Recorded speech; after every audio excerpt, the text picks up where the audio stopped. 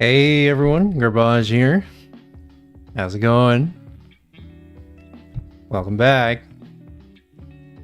How's everyone doing? Hello.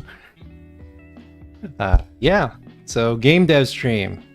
We're back with another game dev stream. How is everybody been doing today?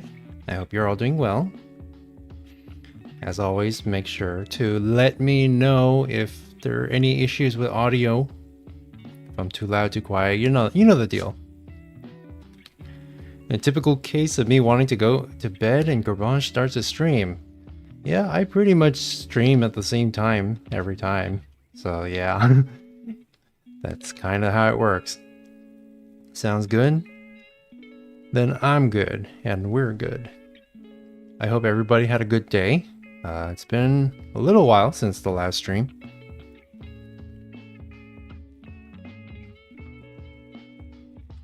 It's like 2 a.m. here, so I have to stay up to watch. Well, I appreciate it. I'm glad that I'm worth it. But yeah, so hopefully we'll get a lot done today.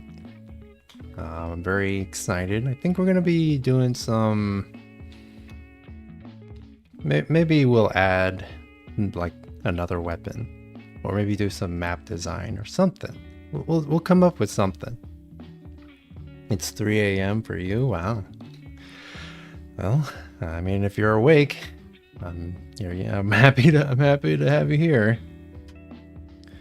But yeah, okay.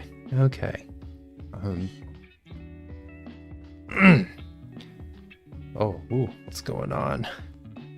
You can see my VC face interface. No, don't look. How would I do an attachment system? I would probably do it kind of the same way that I would do pretty much anything. I mean, you can't really do entity component systems really in Godot, but you can kind of hack together something that will do pretty much that in Godot. And that's how I would do it. You know, every time you attach something, it'll come with some data which will affect the behavior of whatever you're dealing with. It's pretty complicated to explain in like one sentence, but basically entity component system.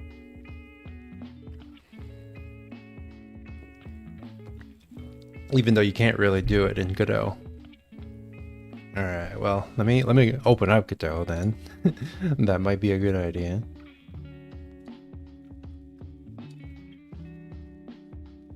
Oh, hey Hash. I hope you're having a good day. Yeah, I am having a good day.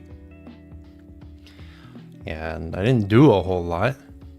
Oh, but I did get a new monitor. Ooh. German, thank you. Thank you for the $1 tip. I appreciate it. That will go into the lunch money fund. But yeah, so I did get a new second monitor for the stream PC. It's nice and big, so I can see all of my OBS stuff without having to resize everything. So I'm very happy about it. Yeah, I'll probably skip attachments for now, just so I can make progress. It might be a good idea. Always need to check if your alerts are active. Yeah, they are active now. So I do appreciate that. Actually, I don't think you wrote any message with the tip, right? What kind of monitor? I got an Acer. It's like a, what is it? It's a 1440p monitor. It's supposed to be a gaming monitor, right? Yeah, but it has like 100 hertz refresh rate. So far so good. I literally just put it in like a few hours before stream. You wrote a message? Okay, let me go look at it then. Yeah, I might have to set it so that it does text to speech on even like the $1 donations, because like it disappears too fast and I don't have time to read it. So stream elements.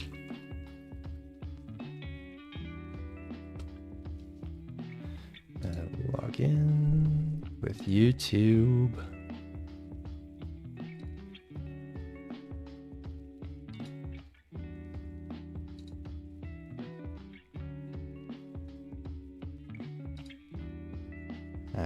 Hold on. I'll keep looking for it. I'll keep looking for it, but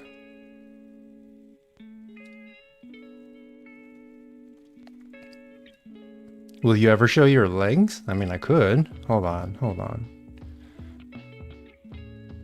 First, I have to.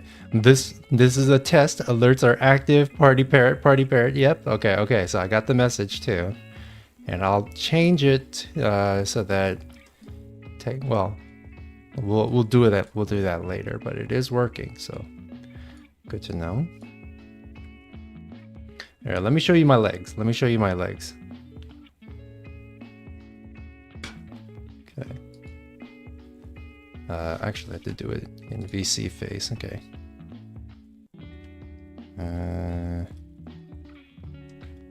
Nope. Ooh. These are my legs right here. I got some baggy pants on. It's pretty cool.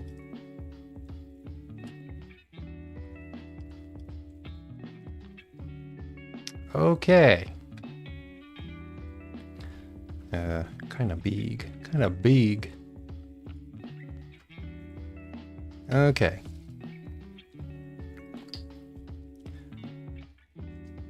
You might have forgotten to put the stream link in the video on your other channel. Oh shit, let me do that, okay. It's always just Scuff Central all the time.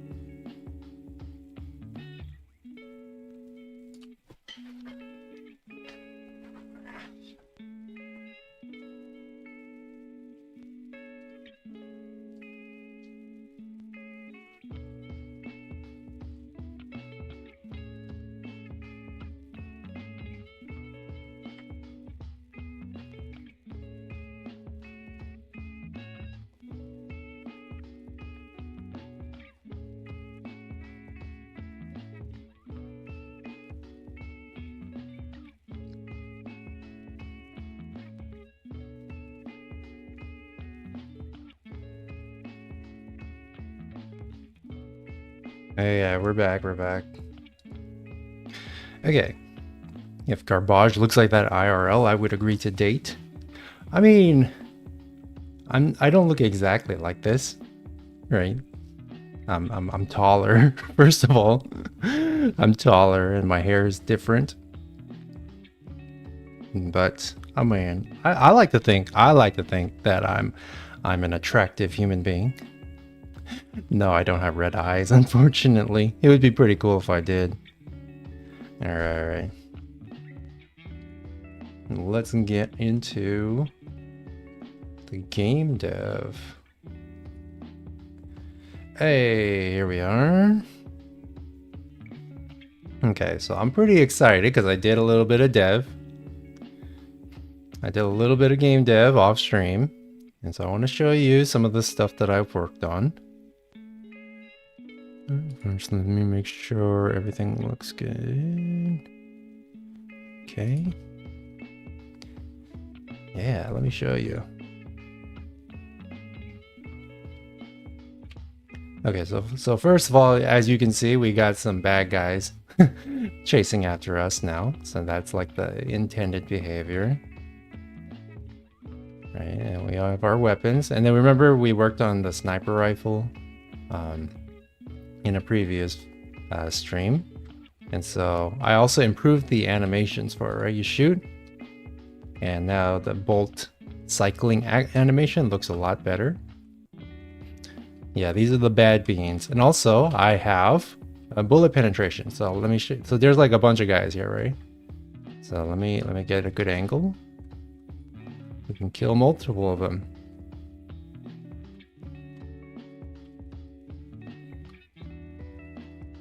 Yeah.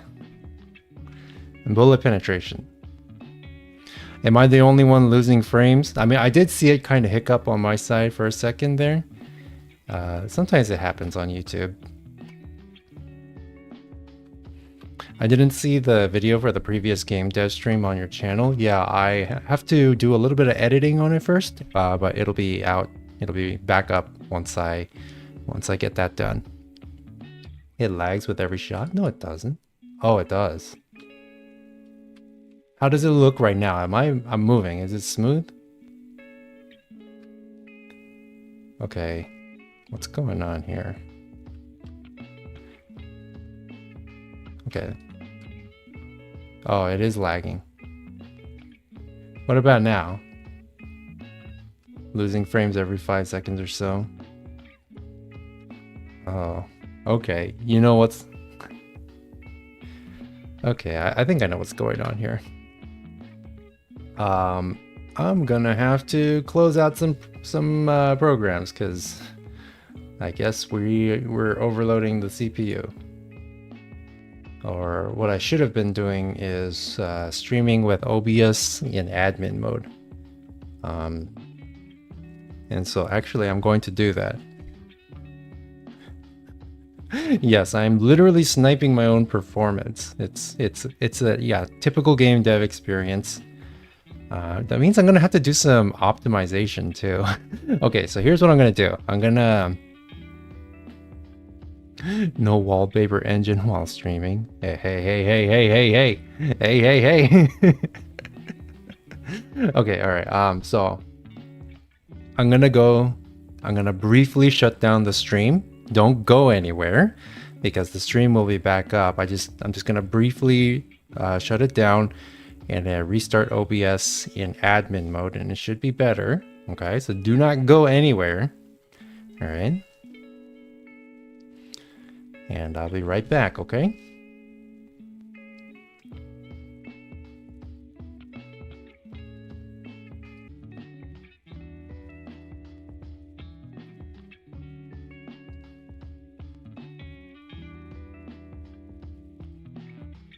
Are we back? Can you hear me? Hold on 1 second.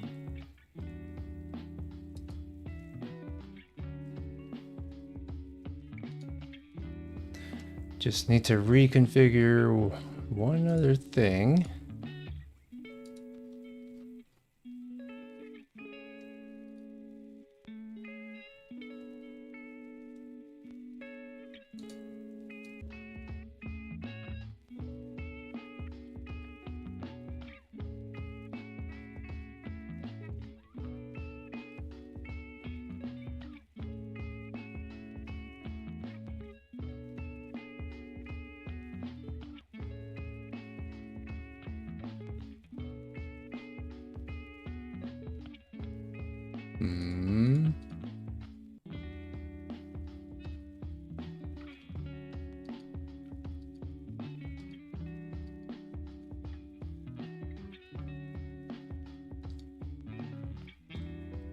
Just noticed that bra reverse is Herb.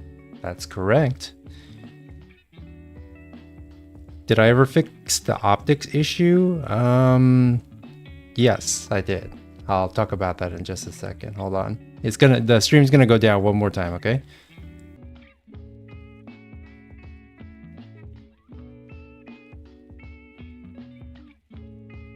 Okay, are we back? Hello? Hello, are we here? Are we here? Okay, we're back. Okay.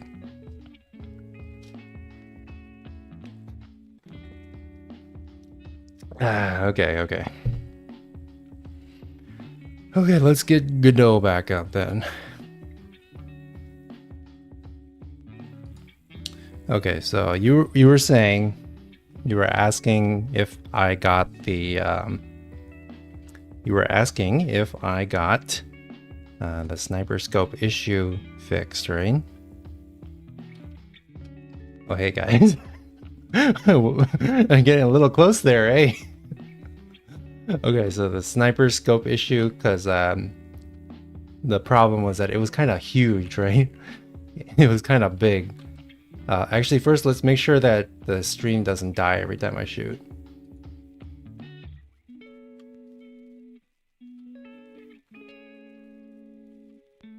It looks like it's still dying. Is it dying?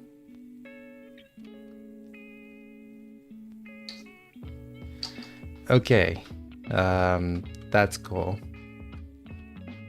Let me try this.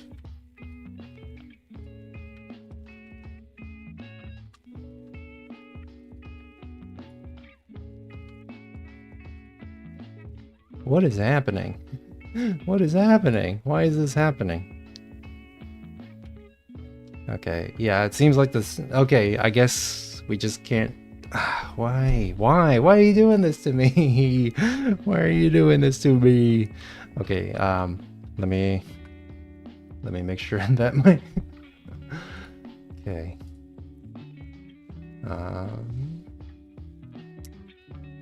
Oh, you know what?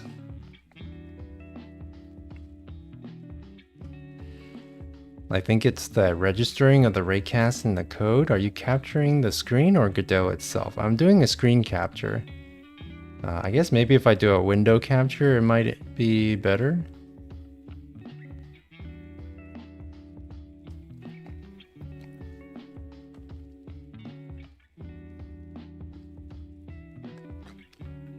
Yeah.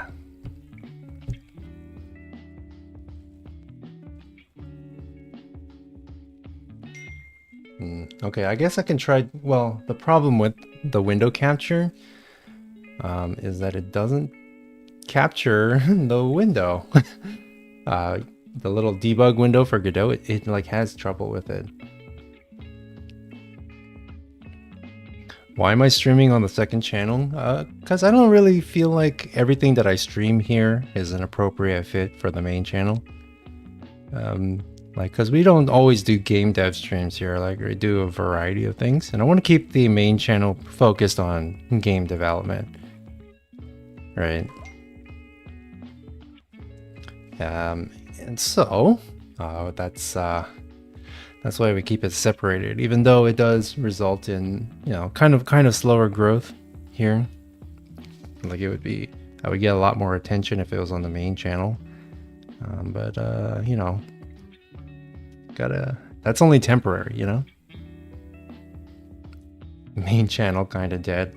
Yeah, I decided I would reserve that channel for like, you know, like putting like videos where I put a lot of effort into, like game dev videos where I put in a lot of effort, because I don't want to like put out just trash videos, yeah.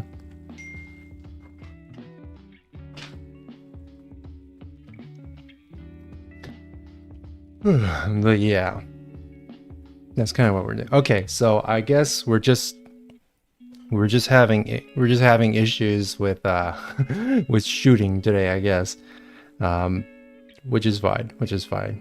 We'll work on other things instead then. We can add a rocket launcher, for example. That's something that I want to do. How does the bullet penetration work? Okay, let me do an illustration, okay? Hold on.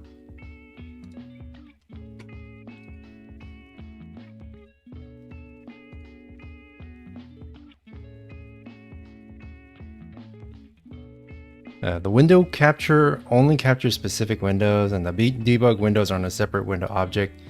Maybe try manually overlaying them on OBS. I could do that. I guess the problem is that when the debug window closes out, then it like no longer exists as an object on OBS. And then sometimes when I reopen the window, it doesn't always open. Like OBS doesn't always get the message. So I found so far that just doing screen capture is the most convenient. But I'm gonna have to check my like CPU usage and stuff after the stream. Hopefully it's not too big of an issue, and it shouldn't be that big of an issue because I have a good GPU. You know, I have a really good CPU, and then I have OBS on in admin mode, so I don't really understand what the problem is. It's not like I have a zillion tabs open or anything. Okay, but first let me just demonstrate how bullet penetration works. OBS is really bad at its job sometimes. Yeah, it can be for sure. But it's honestly, I don't have too many issues with it other than the occasional hiccup. Okay, so here are the bad guys, right? So here's one guy, here's like another guy. Here.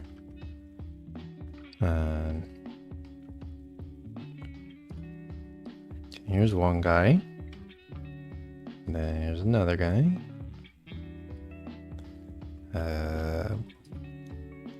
Transparent selection. All right, so okay, so here we have 4 guys, right? And then we have you right here. And so we're going to be shooting our gun here, right? We're going to be shooting this way. Okay. Holy shit, Garbage, I fucking love you. Hey, I love you for coming to the stream. Well, glad to see you here. Do I have good memory? I have 64 gigs of memory. So yes, I do have good memory. This PC is a beast. It should be able to handle everything I throw at it, but I guess not. Explanations with paint are the best ones. Yes, they really are. Okay.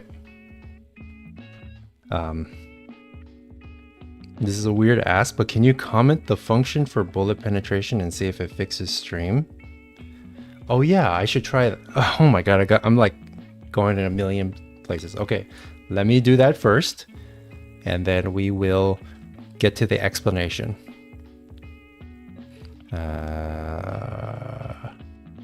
Okay, for the sniper rifle, we'll just comment it out where it's calling the fire.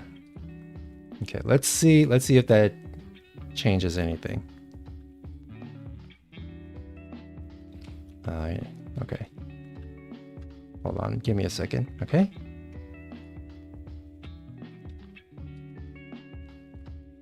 Okay, it doesn't seem like we're lagging the stream anymore.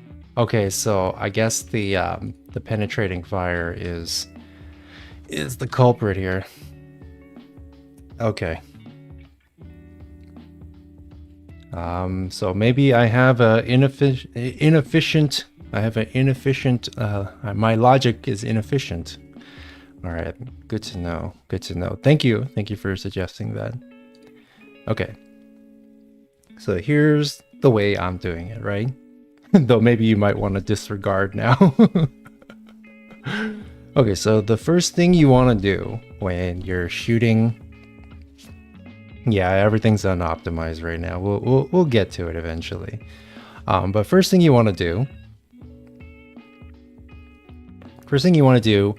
is you want to determine how many penetrations you want to have, right? So for example, in my game right now, I have 7 penetrations.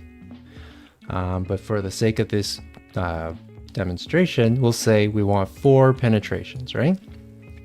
Okay, so every time you fire your weapon, in my game, it's a raycast weapon, right? So it's going to shoot a raycast and it's going to check for a collision, right? So it shoots once here, right?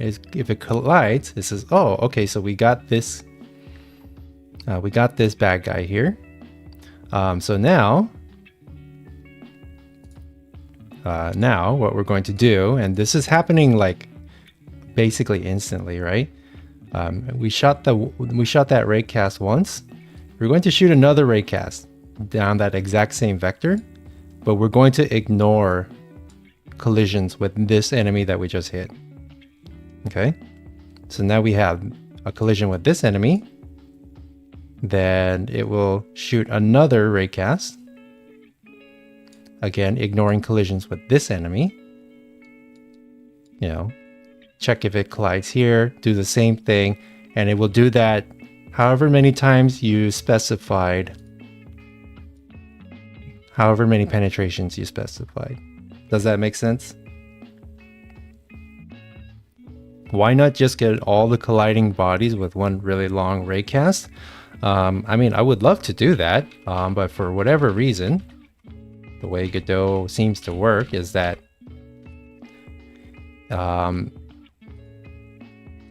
it, as soon as it hits something, the raycast stops, and then it doesn't check for anything else behind it. Or at least I haven't been able to get it to do that.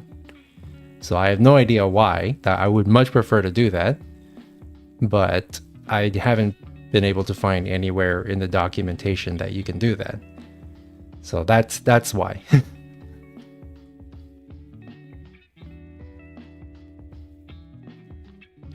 You can cast a ray from each collision point. I guess you could, right? You could start one ray cast here, and then another ray cast, and then another ray cast like that. I guess you could do. What is going on here? You could do that. I don't know if that would. I would have to try that, right? Because I know you can set it so that it doesn't interact with collisions from the inside of a hitbox. So I'm gonna have to try that, but it wouldn't be any less efficient or any bit more efficient than the method that I had just demonstrated, right? Because you're still shooting a raycast like multiple times.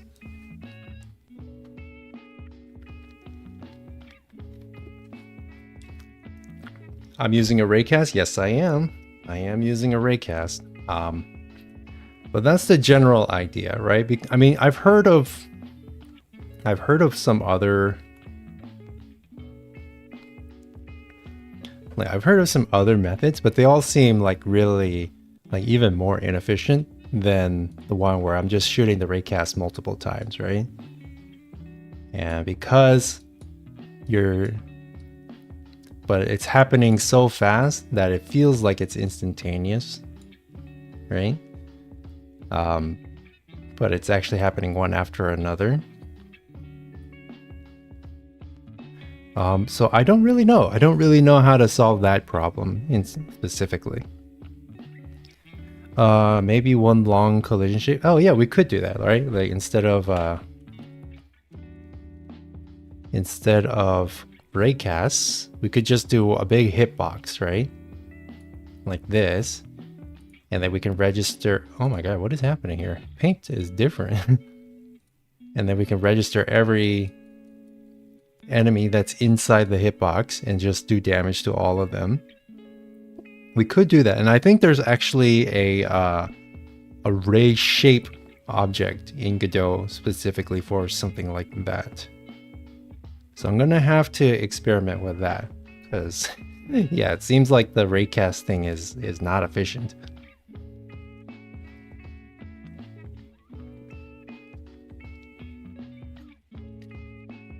Again, I learned most of my Godot knowledge from you, so I'm not the best. Well, guess what? I'm not the best either. We're all learning, and that's perfectly okay. Yeah, we're all on a journey, right? We're all just kind of figuring things out.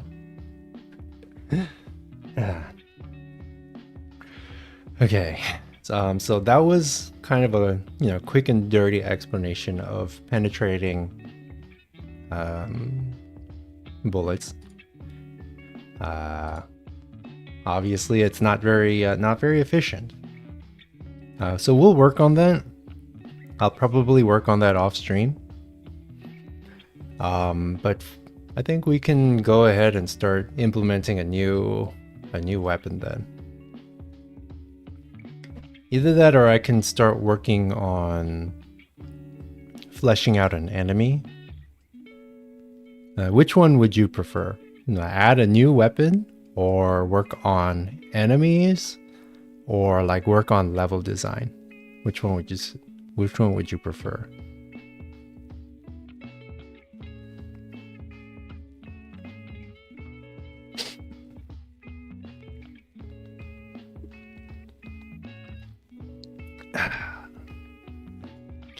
And actually, I think level design would be neat to see. Okay, that's one vote. Actually, let's put it up to a vote. Let's see. we'll do add rocket launcher.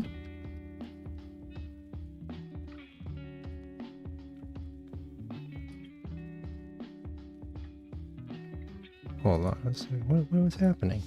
Add rocket launcher. Okay. Work on enemies or level design. Let's put it up to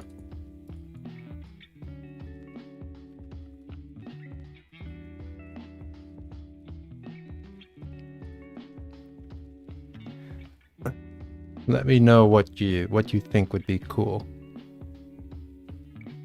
Okay. Yeah, we'll let the poll run for a little bit.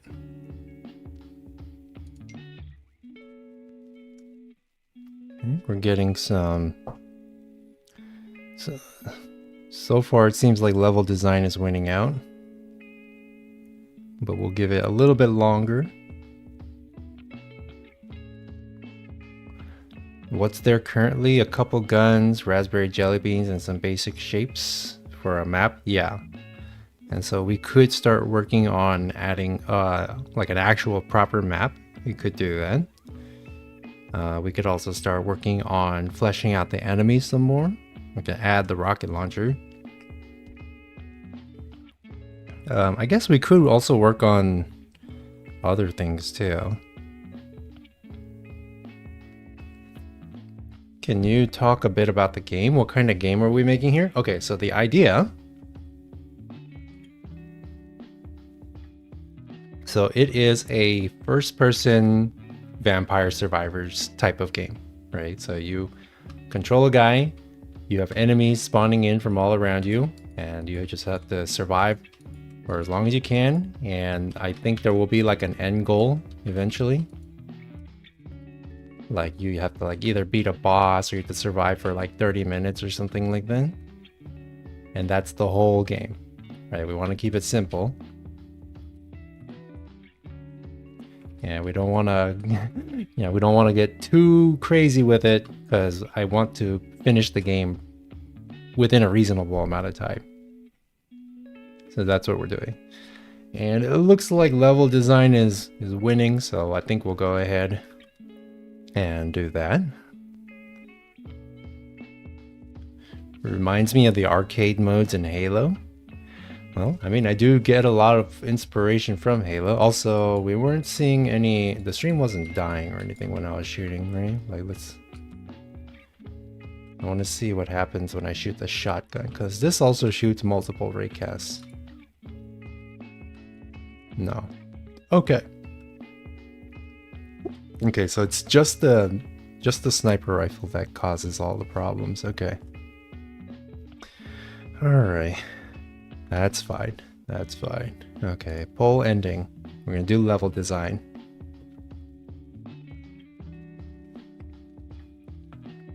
You want to keep it simple, yet you've made a scoped R700.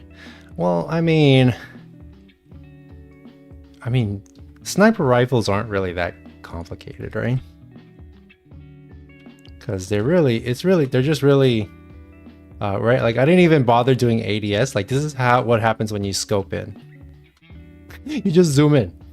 You just zoom in. That's all you do, right? We're keeping it simple.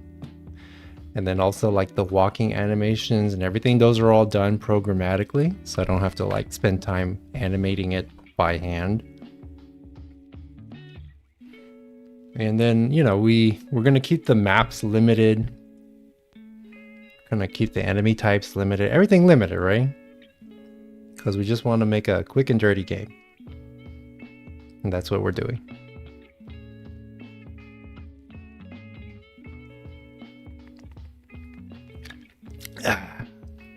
All right. So level design. You guys want some level design. Okay, well, so this is just like a prototype world, right? What's the point of the scope then? A bigger zoom in multiplier? It's basically just zooming in, right? So you can take out enemies more accurately. And And so the sniper rifle, especially since it has penetration, whereas all the other weapons don't have it, it's going to be like a pretty strong weapon. But there are ways to balance that. But yeah, I mean, all the other weapons, they don't have any special, abilities. It's just the sniper rifle that has the zoom, and that's it.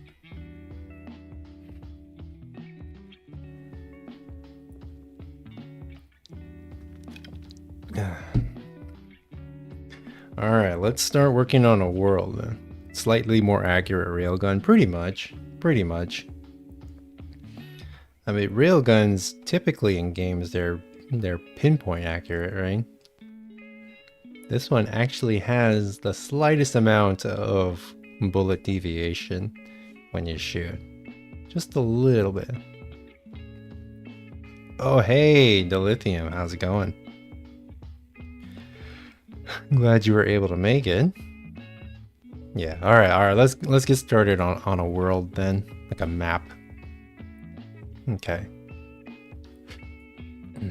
So start with just a regular old node.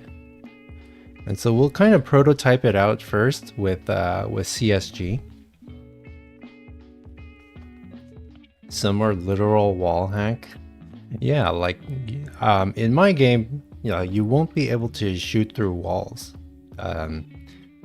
So there is that at the least. But you can shoot through multiple enemies. And the sniper rifle is the only weapon that can do that. Okay, so we'll start with a CSG combiner.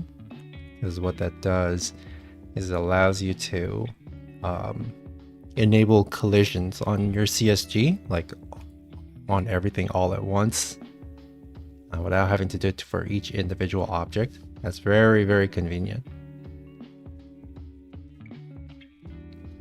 I love developing my own game while watching game dev streams. Yeah, it's kind of a vibe, isn't it? It's like two game devs being productive together. Also, I love some good wall banging mechanics. Yeah, it's very satisfying when you get it.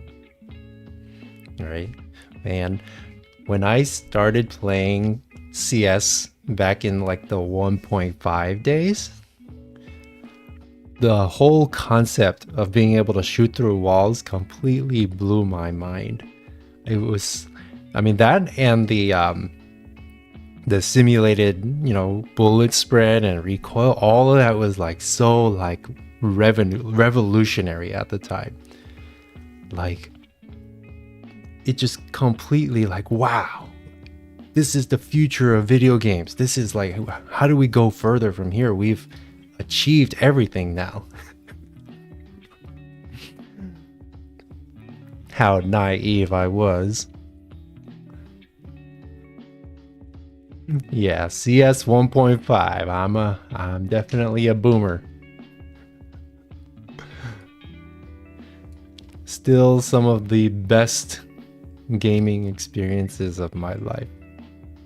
Yeah, literally playing Counter-Strike before Steam existed. That's how old I am. Okay, so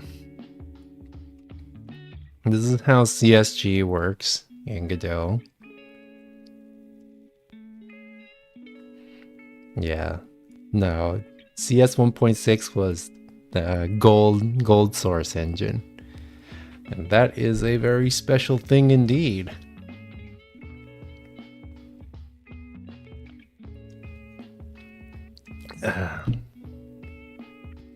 You remade source movement in Unity.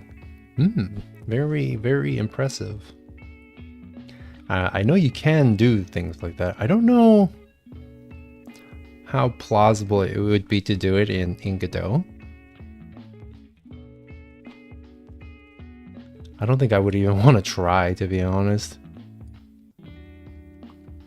I mean, we're basically just remaking, the map. But we can do certain things, like for example, we can duplicate We can duplicate this one, and they use that as the template to make a wall. And so I do appreciate that you can now adjust CSG, like moving one face at a time without it moving or expanding equally on both sides. So that's pretty convenient, I would say. I'm currently trying to make a CS2 map, and the workflow is so different from old Hammer.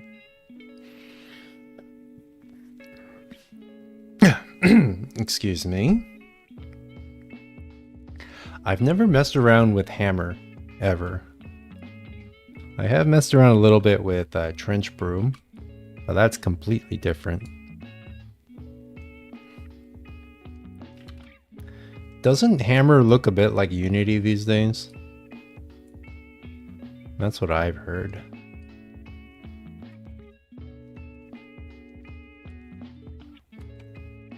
And like apparently Roblox looks like Unity now. Which is kind of funny.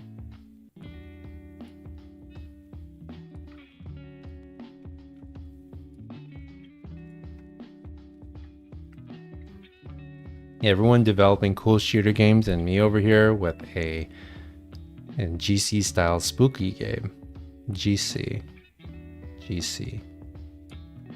What that is? I do not know.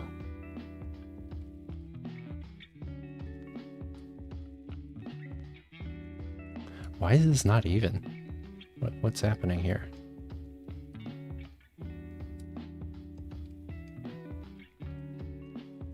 GameCube. Okay.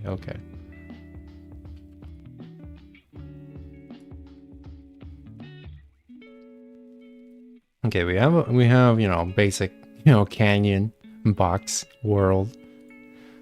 We could add a texture to it.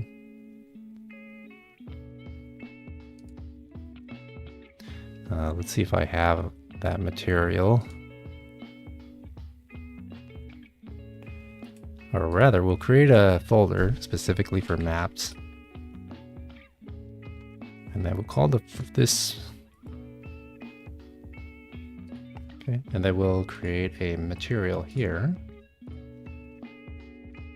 Save it as. Call this.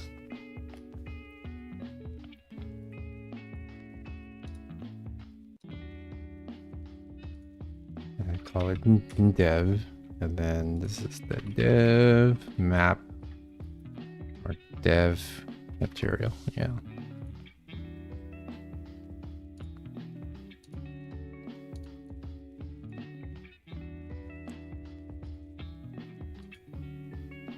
Okay, so we have our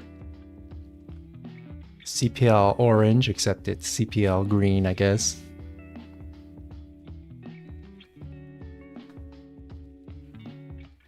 What the box do? Well, the box is basically just these are just walls, right, to prevent the player from going outside of the map. And then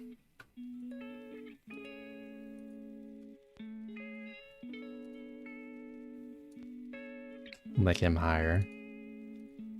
Right, so we're just quickly prototyping out a map. And so this will be like our first map. And in it, we can put some like geometric obstacles or something. Yeah, create like a cylinder, and then make it kind of big. You can pull the top up like this. Right. Kind of place them like somewhere around the map, right?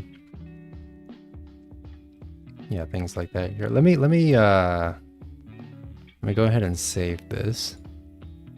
Call it a map.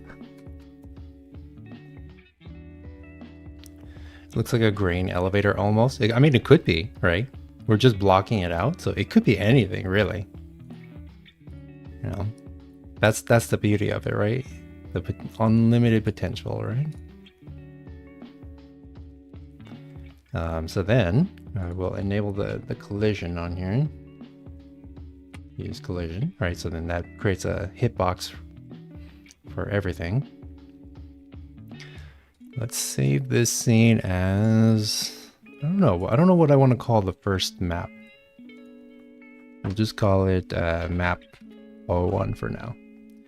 And then we can change it. Could be a tank at a factory. It could be. Like, it could be a water storage tank.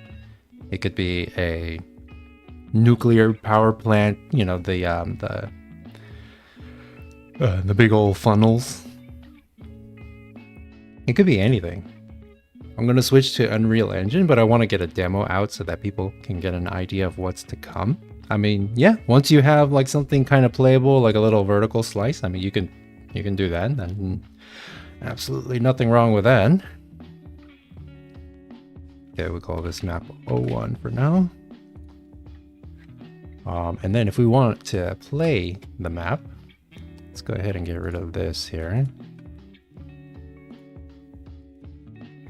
And let's put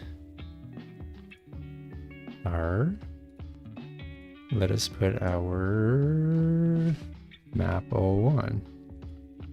Put our map 01 here. And we got to move our player out of there. Okay, and it should just work. Maybe we turn on some directional lighting.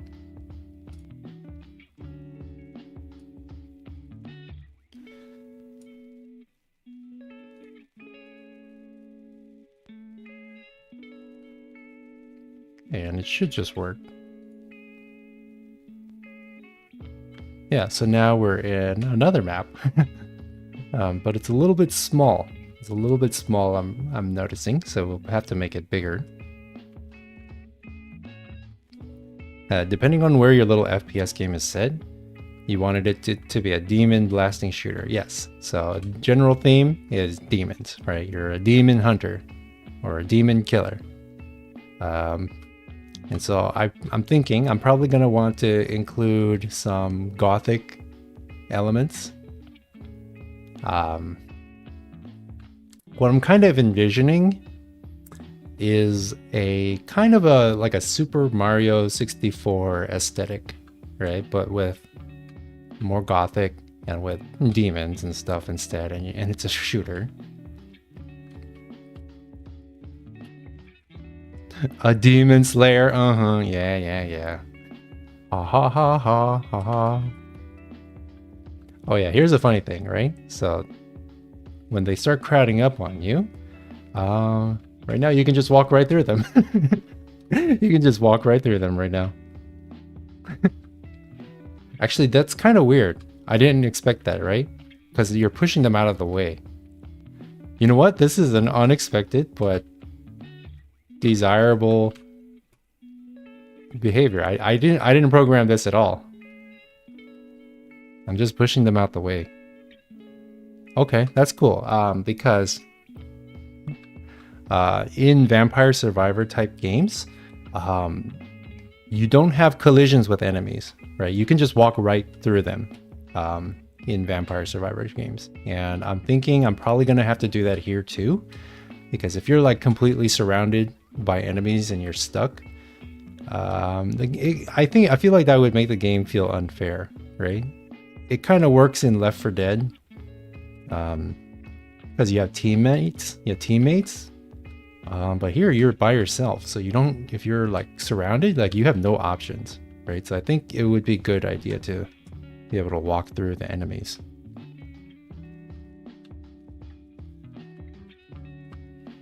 My PS1 model as a final boss. I was thinking about, you know, my my OG model, my OG garbage PNG. I'm thinking about making a demon based off of that. I'm not sure how I would do it, but I feel like I wanna give props to it, you know? Maybe add a shove mechanic. So I was also thinking about having a melee that applies a knockback, right? So then you can punch them back a bit. But for now, we're just able to walk right through them. Oh, shoo! Woo! I almost spilled water over everything. That would have been awful. Deploy Gyatbaj. Yeah, that could be like a boss.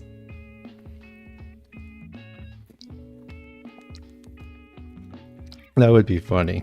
The true demon, water. Yes, yes. Never trust H2O. Never. Don't forget to water your desk. Oh, please. Now you're just making fun of me. Honestly, I never tried this, and I'm happy that I did, because this is kind of hilarious. Okay. Right, and it's not like you're not even like phasing through them. You're literally pushing them out the way because you have like infinite inertia or something.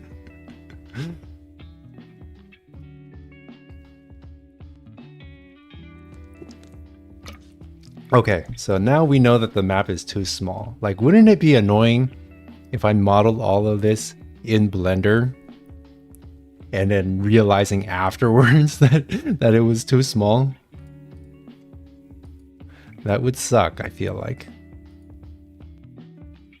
So it's good to be able to do it quickly with CSG or whatever.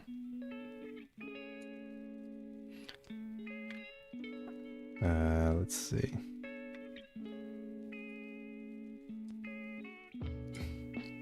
Let's try moving it out here.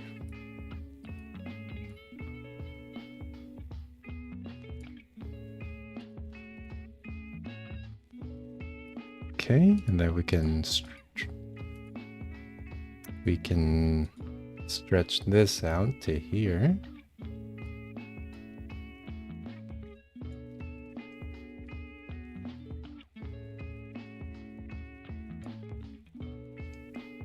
And we can you can stretch this out to here. And then increase the walls.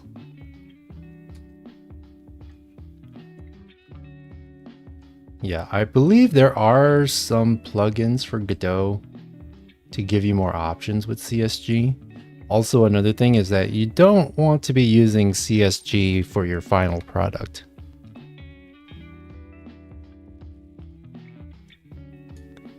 You don't want to be doing that.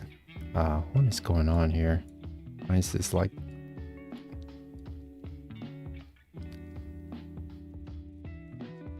What's going on with my snapping?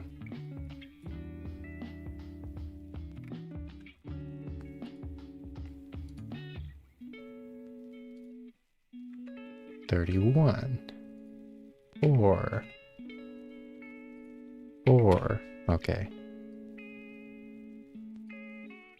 That's better. Okay. Why not use CSG as final? Because CSG is very performance intensive. It's not optimal. Your game's gonna run like ass if you do. That's the reason why. Like I said, like I always say, you know, CSG is for prototyping. It's not for the final product.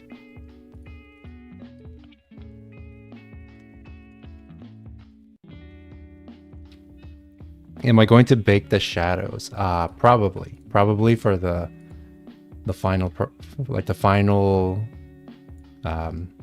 geometry. Yes, probably gonna bake it. Okay. It's a lot bigger now. Let's see if that improves things. Do I plan on any verticality? Not a whole lot. Because that's going to make pathfinding a little more difficult. I don't know if I have the mental bandwidth to deal with that. Okay, so everything's looking good, but now I'm thinking it's a little too big. But I'm also trying to imagine how this would be with like demons spawning in from everywhere, all coming in at you at once. I'm wondering if you're gonna need that room or not. So I'm not sure.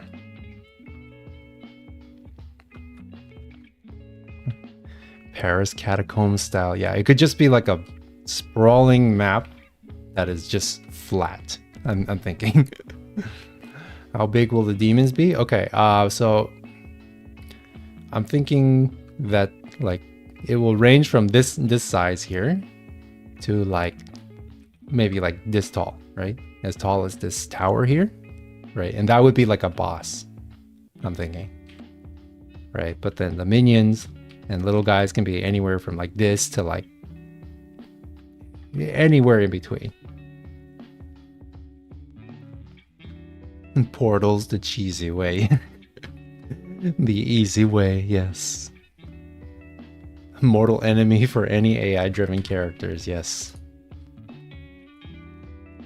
Right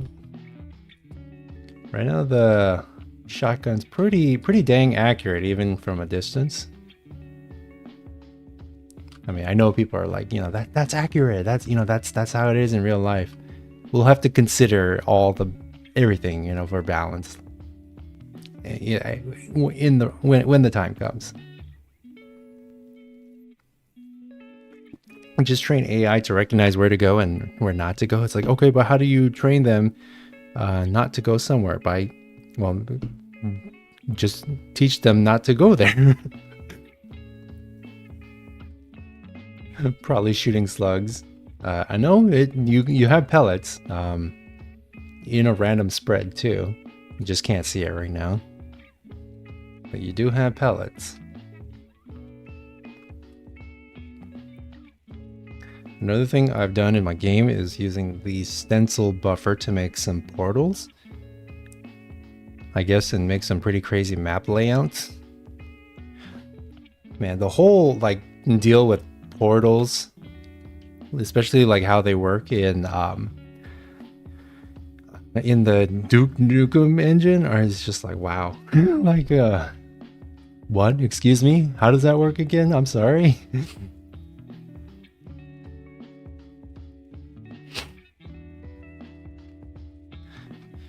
Okay, alright, so we'll probably make the map a tiny bit smaller, but first I want to add some other things, I guess. I'm wondering,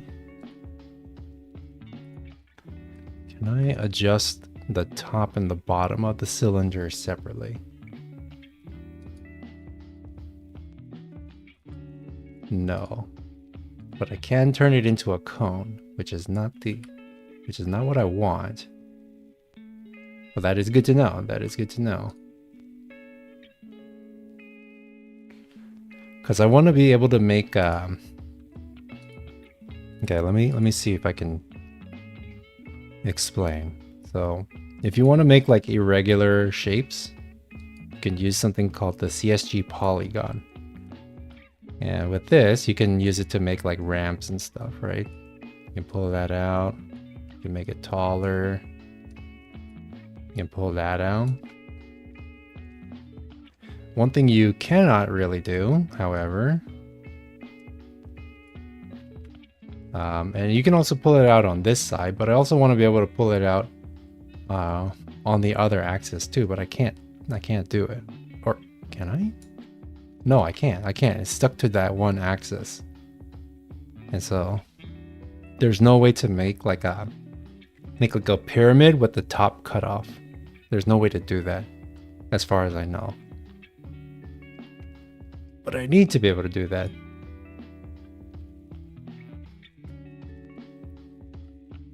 You wanted a truncated cone? Yes, basically. And I don't think Godot has that in its CSG nodes. CSG mesh? No. CSG mesh, you have to import like an actual mesh. Yeah, so it's kind of limited. It's kind of limited to like hard right angles. I mean, it's better than nothing for sure. It's better than nothing.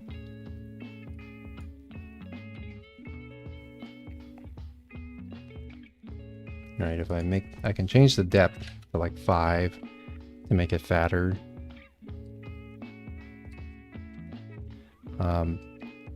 But one thing I want to have something like this, but where enemies can walk over it from any angle without getting caught on walls and stuff.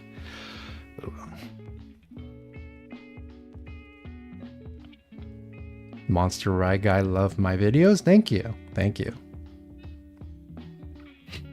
Something so large that it can't fit the map, but all it really is a bunch of floating arms and feet.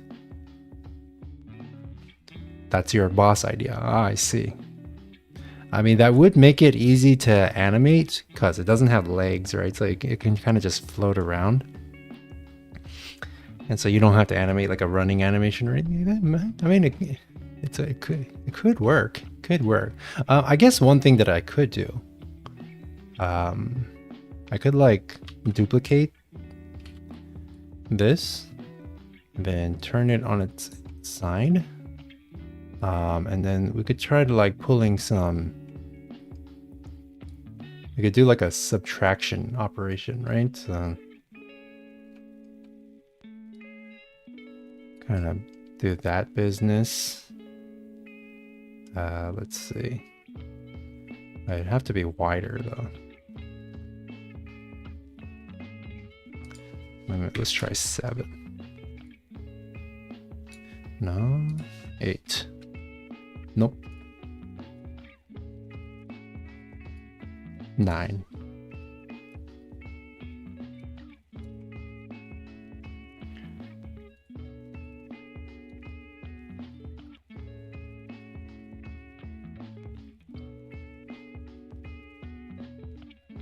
And then we change this to subtraction, then it'll cut that out.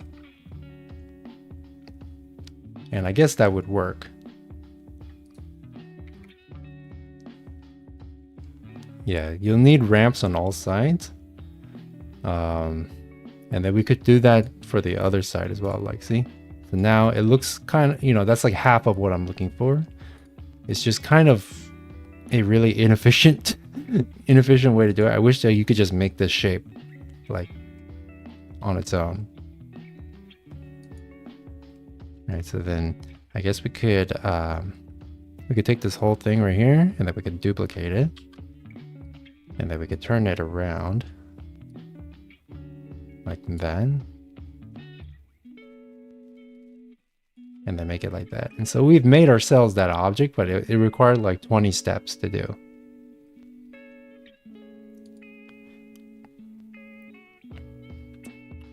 And I'm falling through the floor.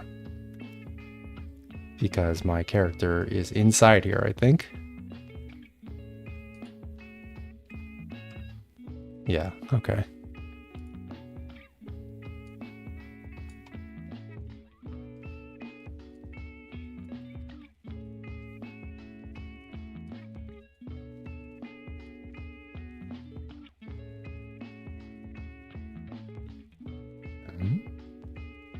Okay. Thank God for grid snapping. Yeah, for real. Okay, so here, because it's shaped like a truncated cone, the bad guys theoretically can come up here from any angle, right? They won't get caught on any walls or anything, and they should just be able to follow you, right? They're getting stuck here. I guess the slope is a little too steep.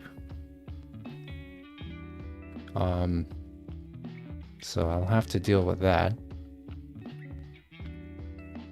Okay, so that's good to know. That's good to know. So we have to keep this. We'll have to keep it. Yeah,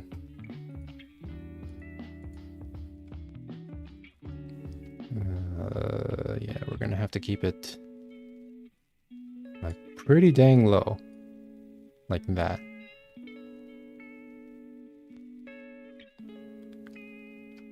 Oh, and also the subtracting one's gonna have to be like that, probably. Oh, well, in that case, maybe we could make this taller then. I could move this up like that. Well, what's going on here?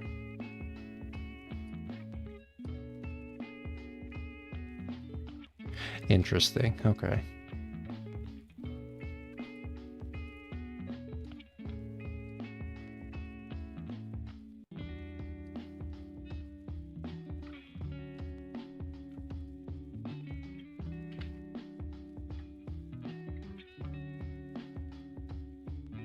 Okay, so I don't think they'll have any problems walking up here.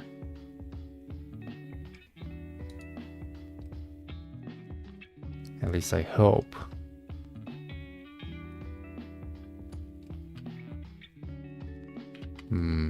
Let's see. Hey, Yezzy. How's it going? I'm doing pretty good. Glad you could stop by. I would go mad trying to figure out the exact angles. That's what you would go into, like... Well, I guess, like... That's why tools like Trench Broom exist, right? Because they make all of that easy. Okay, yeah, so they're not getting stuck on it anymore, and so they can just kind of go over it without any issues. Yeah, so we're probably gonna have to keep the slopes like this, right? It can't be too much steeper than that. Let's see if I go here. Will they have trouble? Nope, they don't have any trouble.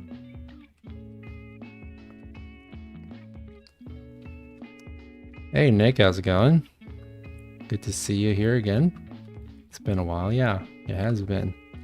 I hope you're doing well.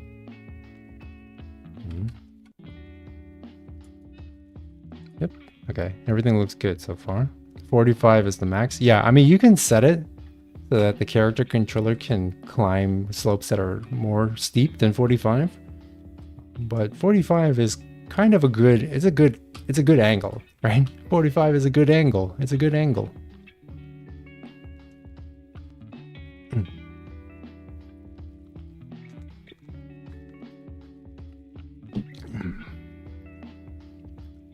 I'm also thinking, you know, I don't know, like, I don't know if these guys are too slow or if they're too fast.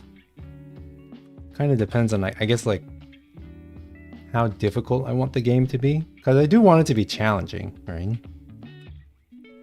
So if they're running really fast at you, then it'll be a lot harder, right? But if they're slow, then it might be too easy.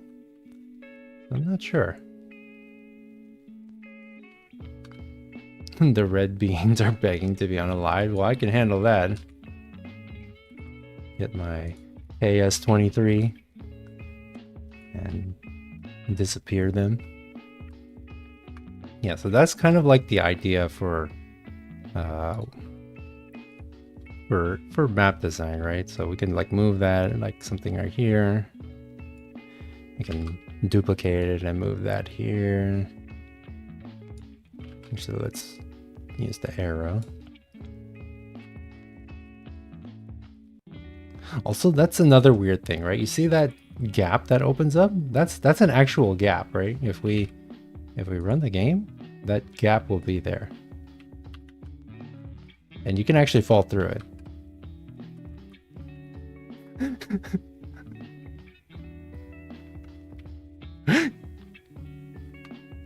So that's another thing that happens with CSG, and why you probably don't want to use it for like actual, you know, level geometry. Yeah. At the end of the day, you're gonna want to, yeah, like here it happens like when you're intersecting with these long like diagonal seams here. Like the engine can't figure out a good way to do the geometry so it doesn't like intersect and do weird things. Yeah, like I just can't place this here because, yeah, like that's the only place I can put it. Right, so just another reason why you kind of want to avoid CSG like for the final product.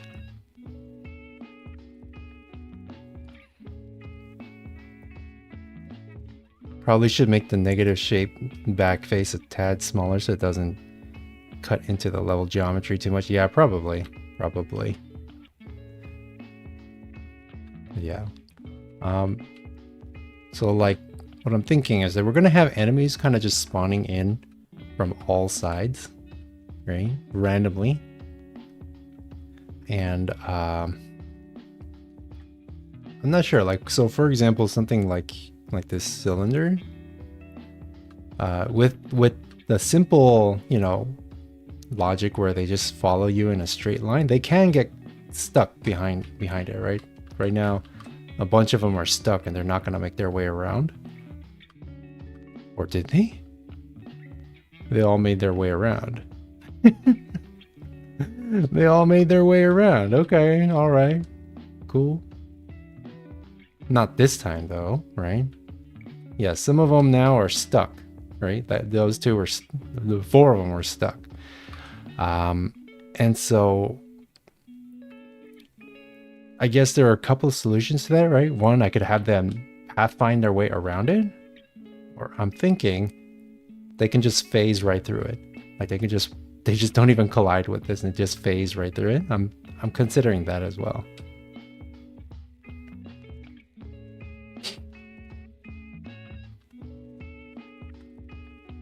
They're round and smooth enough to flow around to do this.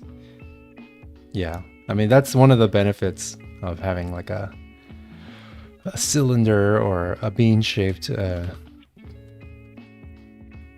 collision box. Yeah. Just wondering now if these little goobers can get caught on each other. Not really, right? Because they also detect collisions with each other. So they're not going to like stack on top of each other, right? And they all just kind of respect each other's space, even if it does get a bit crowded. So I don't really see them getting stuck. The only time I could see them getting stuck is when they spawn in. If they spawn in at the exact same spawn point, then they could get stuck together. But so I'll probably have to add some logic so that doesn't happen. You can also try to add some invisible colliders to break those walls. Yeah, you could do that too.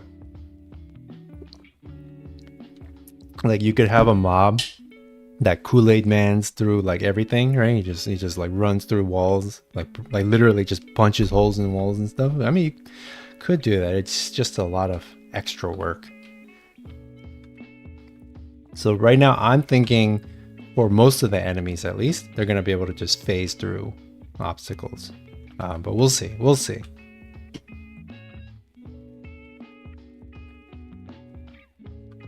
We'll see how it works. And then maybe we might have some bad guys who can shoot you. But that can get overwhelming for the player. So we'll have to see.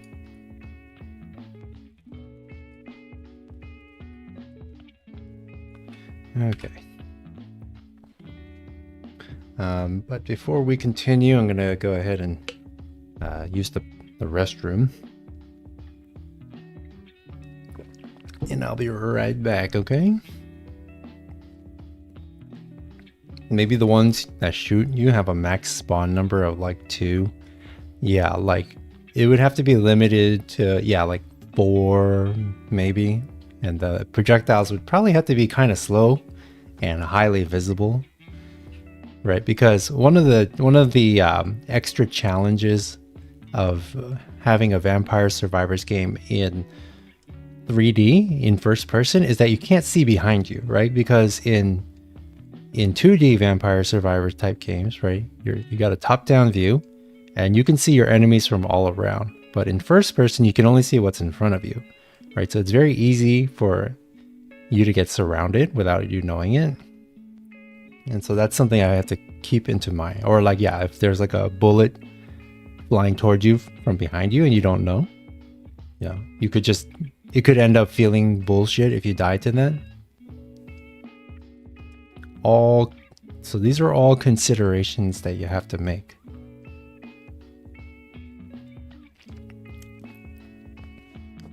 Should the collision layer be smaller or bigger than the graphical layer? I think that depends on the game, right? If you want the game to feel easier, I guess, right? Then you want to have a hitbox that's bigger than the character. I mean, I think generally speaking, like it's best to have the collision box be representative of the object, like the visuals, as close to representative as possible. There are a few occasions where you might want to, you know, go bigger or smaller though. Just have a rear view mirror. Yes, exactly. There you go. That's perfect.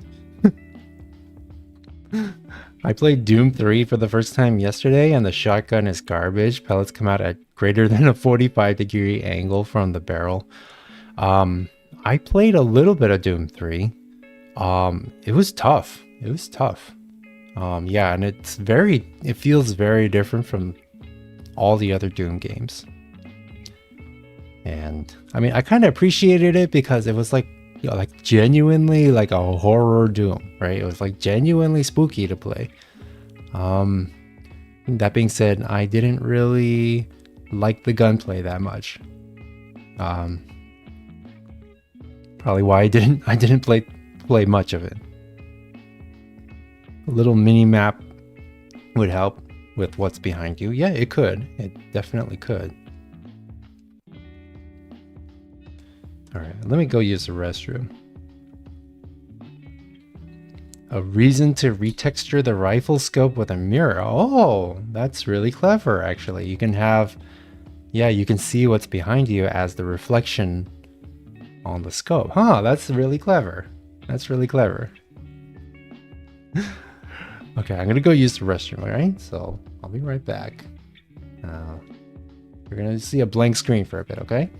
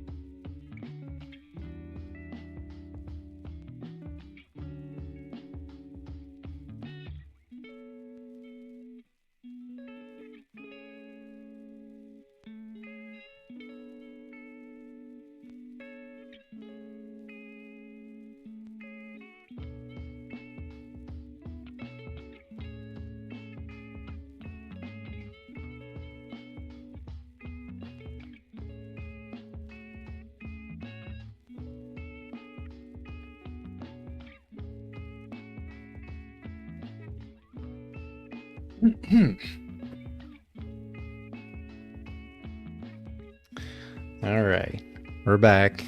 I just went to the restroom. Okay.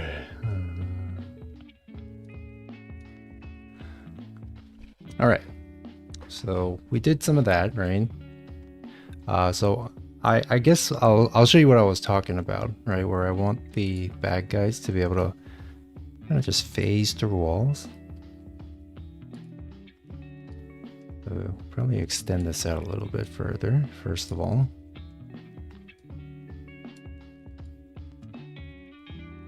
Okay.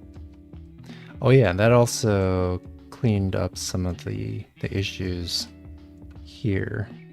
Not entirely, because now we have a hole there. Again, CSG stuff. That's why you want to avoid it.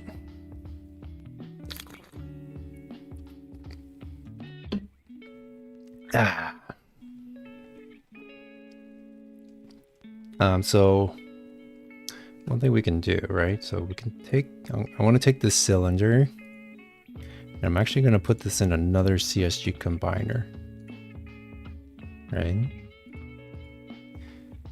Yeah, we're going to put this in a layer that the enemies can't interact with. So let's see.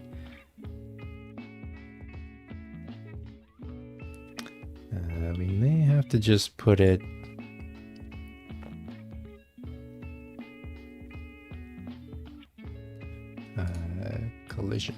collision, use collision. Okay, and then in the, we'll just put in layer 5 for now. Okay, and then for the player character, they collide with 5, but the enemies don't. Oops. All right, so then let's see. Yeah, so now they're just passing through the walls. And so that basically bypasses any sort of complicated pathfinding issues you might run into, because they'll just go right through it instead. It would make it a little bit harder too, because you won't be able to use the map geometry to like strategically to slow down enemies and stuff. I don't know if that's how I want to do things. Right, it's still up for debate, but it's kind of like, it's like an easy way to get around having to do a whole lot of pathfinding. Right, you can just do a very simple straight line, follow the character type of pathfinding. But if it's weird, if it's kind of like not really right for the game, we can do pathfinding. We can do pathfinding. CSG, I think that's what it stands for, right? Custom shaped geometry. I think that's what it's called. Yeah, okay. And actually, I mean, we could give this a different texture. We'll just use icon.svg. It's not PNG anymore.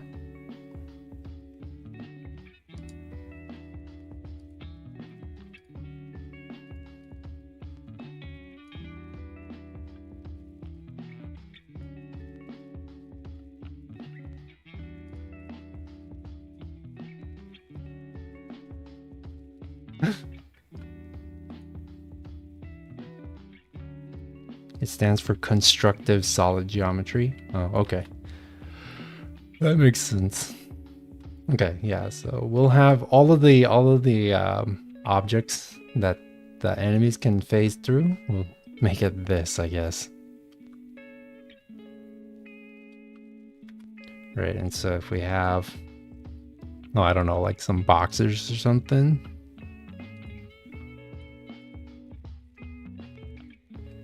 That will have the same texture.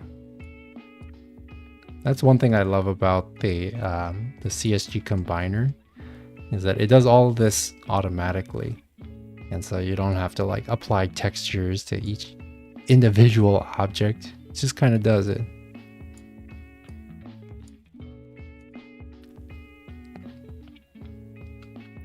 Right, because you can't pass through it, right? You can't go through it. Right, but the enemies can. Yep. Heard SVG and just remember the time when I attempted to code an SVG by hand in a text editor. That sounds very, that sounds like a lot of pain. I don't know anything about how SVG works, but it sounds painful. But no, I did say SVG. SVG. Icon.svg. And it used to be icon.png until Godot 4.0.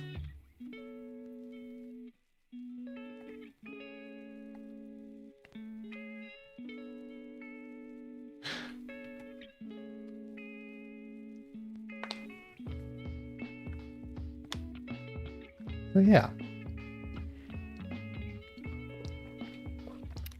Oh, hold on. Let me reset my model.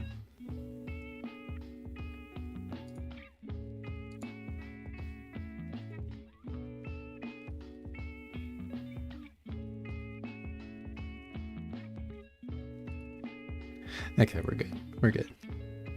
They are staring respectfully. Yeah. I might want to make my character's hitbox a little bit bigger so they're not so close to me. Let's see, if we make our guy thicker,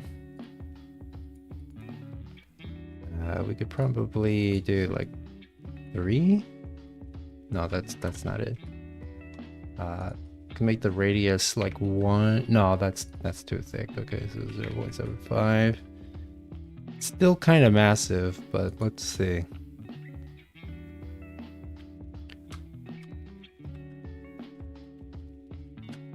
It barely makes a difference. Okay.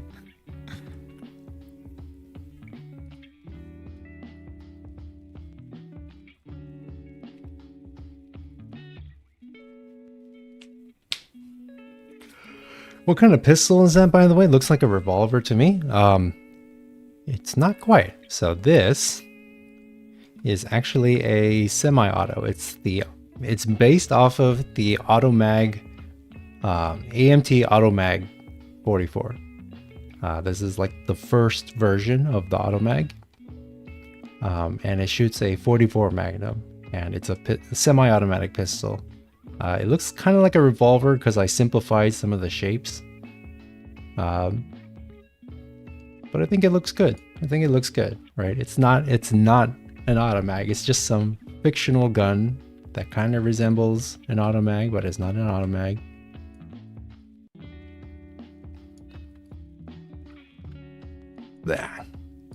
Yeah, all of the weapons here are based on real life weapons, but none of them are like one-to-one copies. They're all slightly different, right?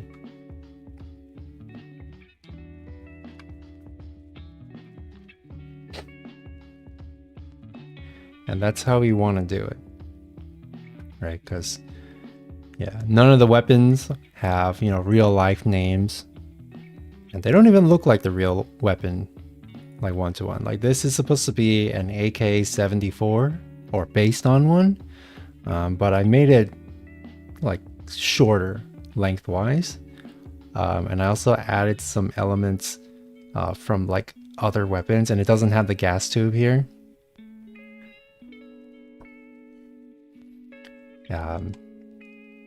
So little things. Also, like the top cover thing, it's not shaped like that. You said the KS-23 is kind of a sawn-off, which would make it less accurate also. Yeah, actually, so yeah, here it is right here, this KS-23. Normally the barrel is like longer, it's like out here, and it has a stock, obviously. What's interesting to me though is that the KS-23 has a rifled barrel. And I remember watching a YouTube video about rifling in shotguns, and from what I've seen, it seems to make shotguns less accurate, right? Like it increases the spread because it puts a bit of a spin on the pellets. So I don't know why the KS-23 has rifling. I'm guessing maybe they use it mainly with slugs. But I don't know. But yeah, in Russia, it's technically considered a carbine because it has rifling.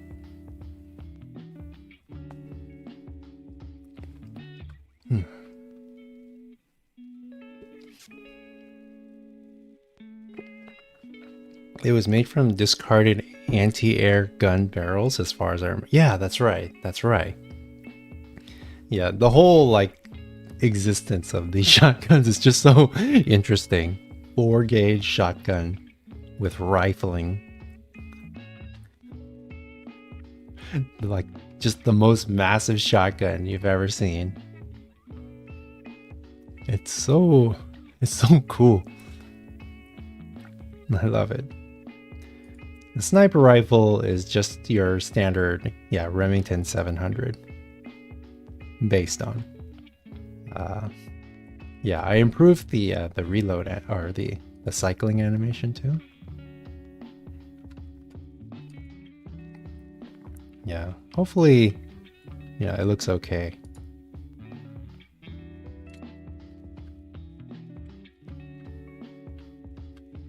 AA as an anti-air was about to ask about AAA and D gun barrels. No, we're not Activision here. No, we're not dealing with no AAA barrels. So let's see. Yeah, here's the little hole, and that's not supposed to be there.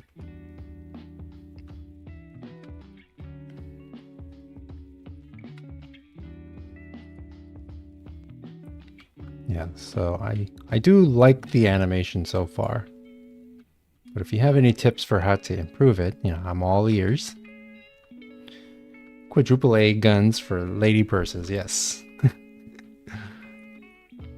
I love those little like 32 ACP pocket pistols like that you used to see.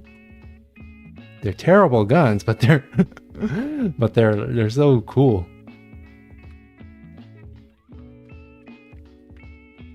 Okay, well, I don't really know what else more to do as far as like level design stuff. I'm probably gonna have to go into Blender and really start to, you know, flesh out the map before I have an idea of what to do next with it. So I'm thinking that we're gonna get started adding the rocket launcher next. Might as well just bring a knife to a gunfight. Yeah, like the 32 ACP specifically, like they have like terrible jamming problems. Coin cell guns. Yeah, the Colibri. Yeah, that's the thing. But yeah, like the 32, they jam a lot. That's the problem.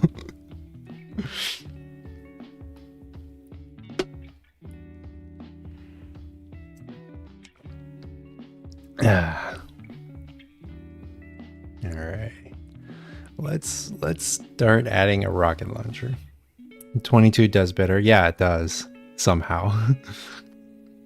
It's still not great for like anything other than like a revolver, I feel like. But definitely better than 32. And it works, you know, it works great, you know, in a Ruger.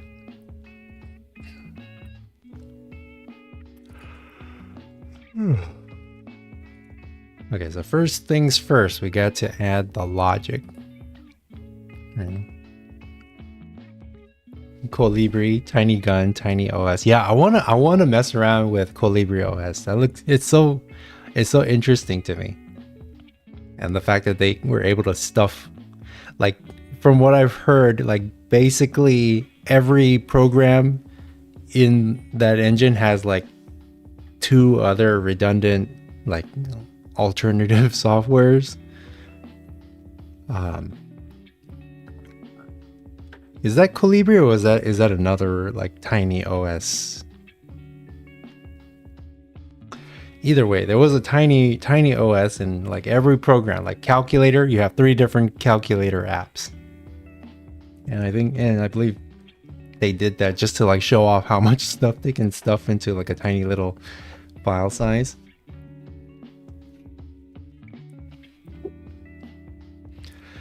Especially when in the American 180 using the 250 round polymer drum. Oh my god, I love that thing. The American 180 is like it's just the most amazing gun ever. And the fact that it's called an American 180, it's like, of course it's called an American 180. Of course it's called that.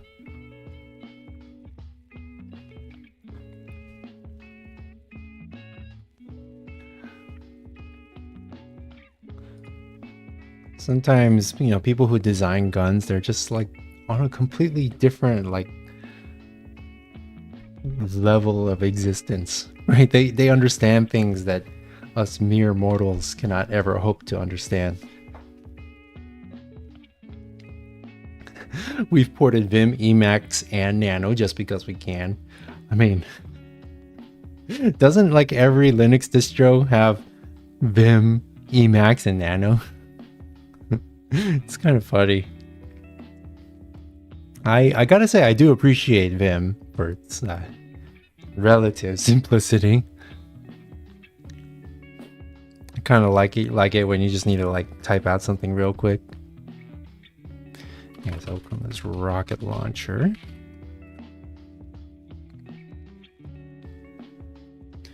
The original American 180 had a metal pan fitting 180 rounds. That's the stuff. That's the stuff. But yeah, they jam a lot, and it would be a miracle to, you know, be able to fire everything out of it. Guns are awesome as long as it's not used in aggression. I agree. I think that guns are great for sport. They're great for collecting. You know, they do have uses for self-defense as well. But, you know, unfortunately, they're also used for war and for murder and things like that. And that's not nice, but it's reality, unfortunately.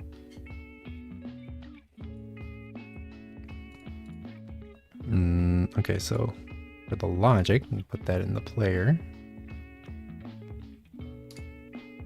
Yeah, we're basically, I'm thinking like,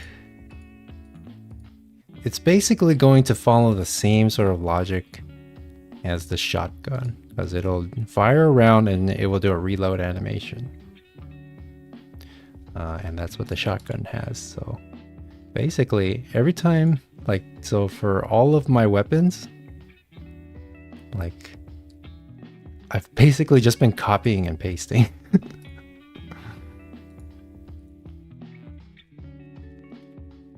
Right, because there's no reason not to copy and paste it. It just, everything already works as intended. So adding new weapons to my game is actually not that difficult, right?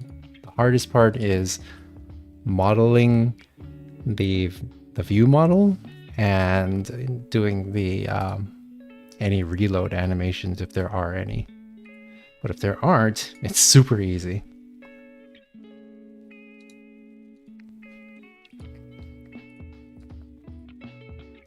If only demons were real and their weakness is gunfire. Well, you know the lore of Doom, right? You know, you have a Mars colony, and then like you accidentally open a portal to hell, and the demons start coming in. I mean, aren't we like trying to get to Mars and put a colony there? Isn't that like something we're trying to do? I mean, it could happen. It could happen. You have no proof that it can't happen.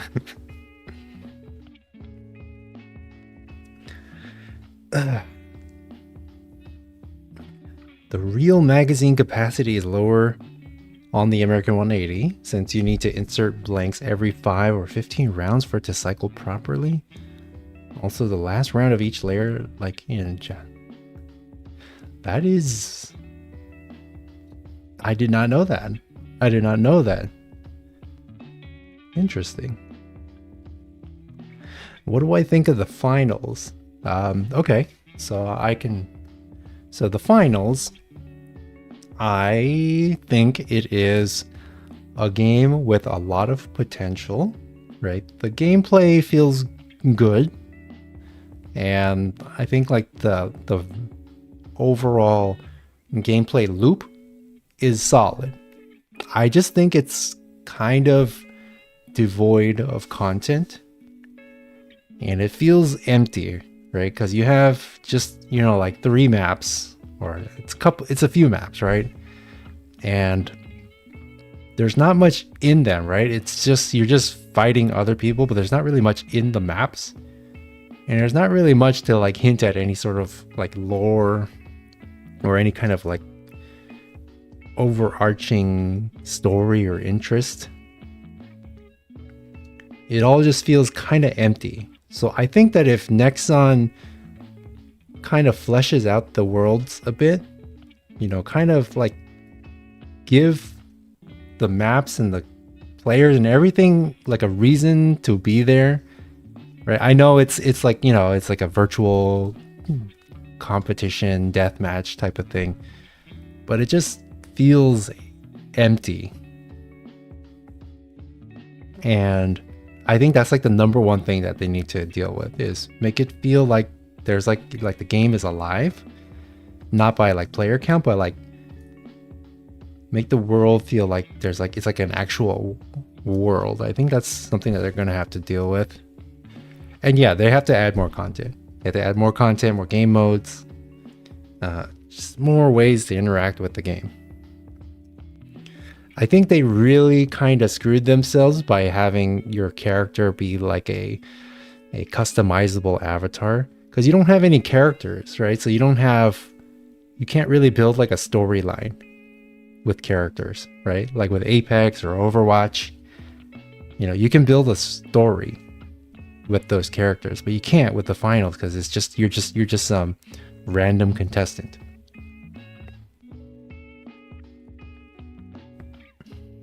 I do remember feeling lifeless around finals week. I'm so glad I'm not. I'm so glad that I'm not in the education world anymore.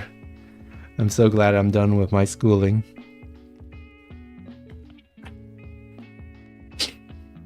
I do not miss it.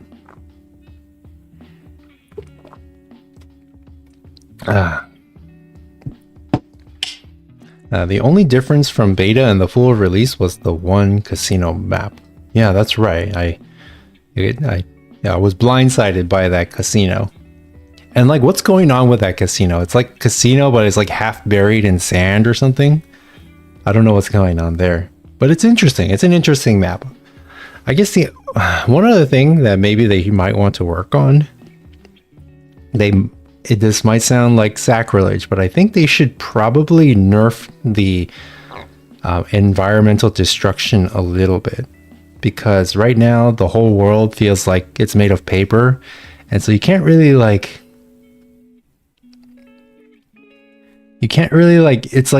build a strategy, right? You can't work around map geometry, because there is no geometry. You can just blow it up. Yeah, or either that, or like people need to learn how to utilize the destruction better, where it's not just blow up the cash out box so that the other guys can't get it, But yeah, I do think that if Nexon is able to navigate all of those issues effectively, I think the finals could be like a solid, like staple game. It could be a good competitive shooter that lasts for a very long time, but they have to work on these issues, and they have to work on them fast. Otherwise, people are going to lose interest. Like, a lot of people have already dropped out of the game, and it's only going to happen faster and faster the longer the devs, sit on their butts. I'm sure they're working as fast as they can.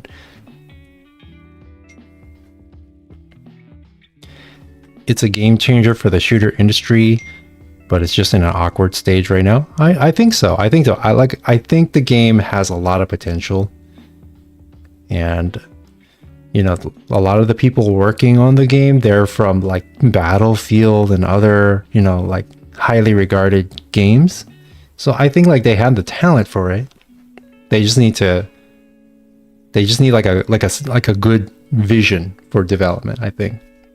So hopefully their leadership is solid.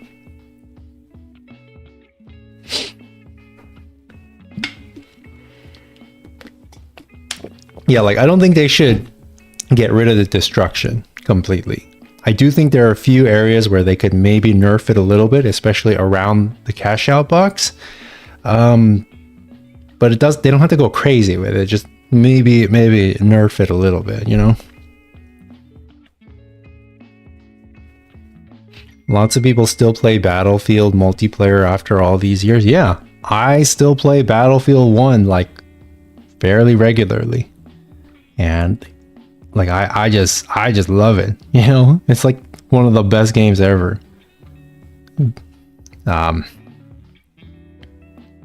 And that has pretty good, like I think Battlefield 1 gets the environmental destruction.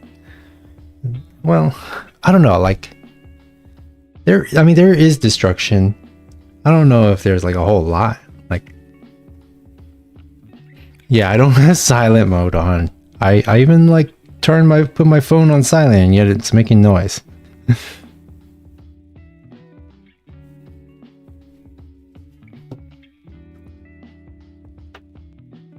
The game has red faction levels of destruction. I don't know. If we're talking about Battlefield 1, I don't think so. But the Finals definitely does. Finals has all the destruction you could ever want. Maybe even too much. Okay, all right. So we don't need... Well, maybe we'll just keep that for now. And then we also need to create a projectile rocket, because it's going to be the only weapon that has a projectile, I think. Enter Teardown. Isn't that the voxel, like, sandbox destruction game? I feel like that's what that was. Or is that a different game?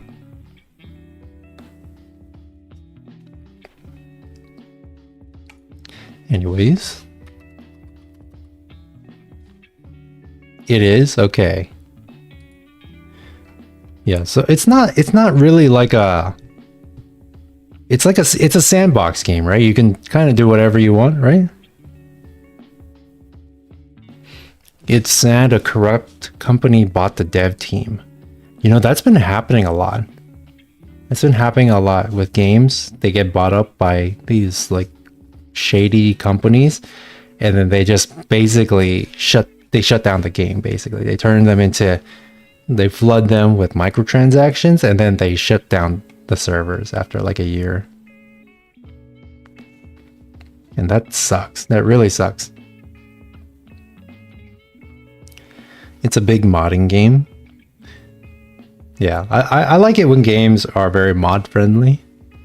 Like, it's kind of cool seeing like what people come up with for Pal World, right? Just because it's easy to mod, right? Like it's very simple to mod. Same thing like Lethal Company. Yeah, very mod friendly.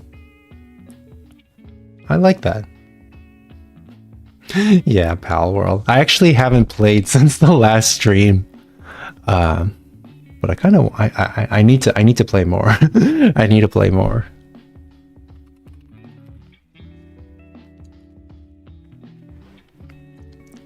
Easy modding extends the lifespan of the game by a lot too. That is true. That is true. Yeah, you can turn the game.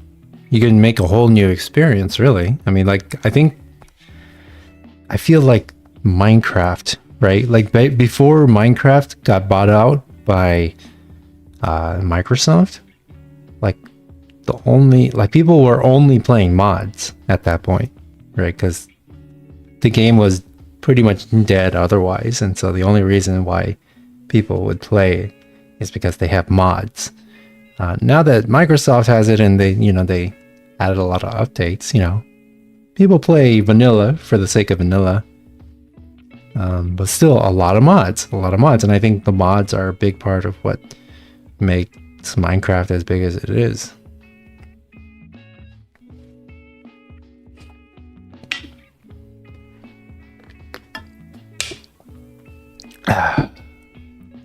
speaking of voxel-based games, did you know the first installments of Delta Force were made using the Apache game engine? So it's a heli sim turn shooter. Wow. That is... I've never heard of any other game made like that.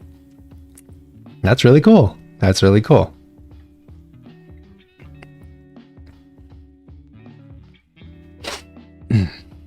Okay. So we gotta add a collision box, of course. Maybe make it like 0.1.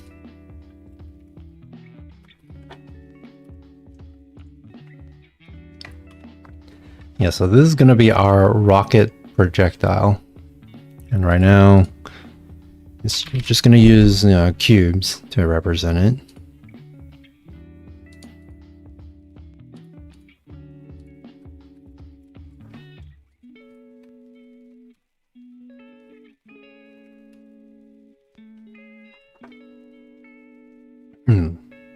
Where did Corey X Kenshin go? Maybe he retired like the other YouTubers.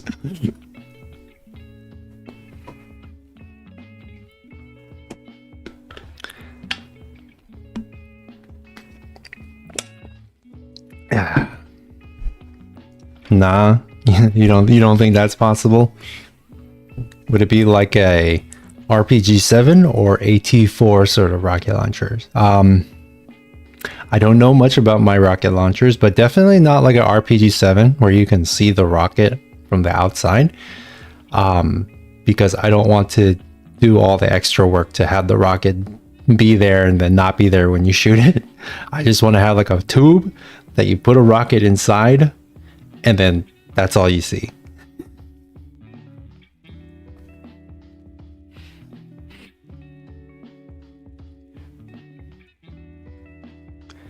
M1 bazooka, pretty much like that, yeah. Pretty much.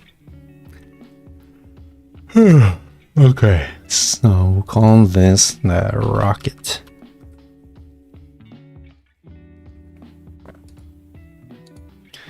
And this, where do we want to put it? I guess we can make a folder for projectiles. Make rocket. Save. Okay. Yeah, a lot of the decisions I'm making for this game are based on what would be the least amount of work, right? Because again, I'm trying to get this game out super fast, right? I don't want to spend years and years on the game. And so I want to minimize the amount of like little detail work that I need to do, right? Like the RPG-7 would be really cool. But like that little thing where you have to have the rocket be there and then not be there after you shoot it, it's super easy to do, but it is a little extra bit of work, a little extra bit of complication that you have to think about. And so you have to and so I'm trying to avoid those little things because they do add up. Projectiles folder in case you decide to add grenades and TNT sticks later on. Exactly. I always want to have like a kind of like an open framework so you can add more stuff if you want to. Make it easy to add things at least. Right, so I do have like one other big idea that I'm kind of cooking in my head right now. I haven't really said anything about it yet. And so we're just kind of building the setup for all of that,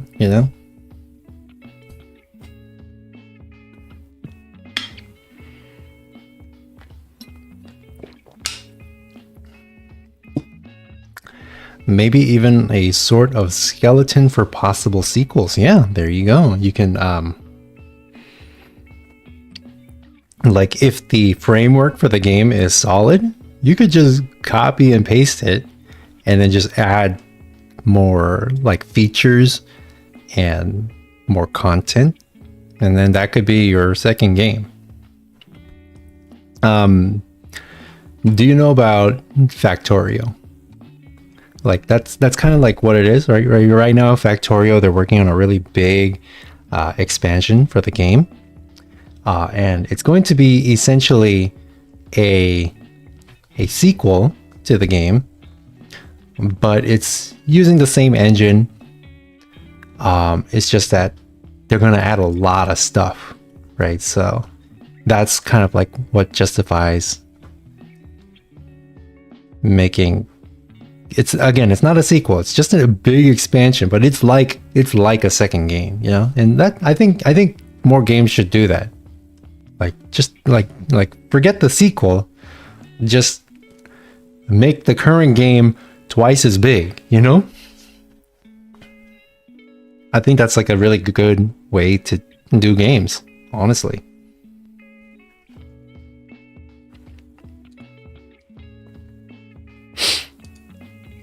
Factorio is the game of all time. It is such a good game. It's such a good game. It kind of has the same problem, like the same like Minecraft problem, I feel, where like I'll get obsessed with it for a few weeks and then I'll stop playing it for months. And then I'll come back, be obsessed with it for a few weeks, and then stop playing it again. And so I've never actually had the patience to launch the rocket. And I don't know if I ever will, to be honest, but I do enjoy the game a lot.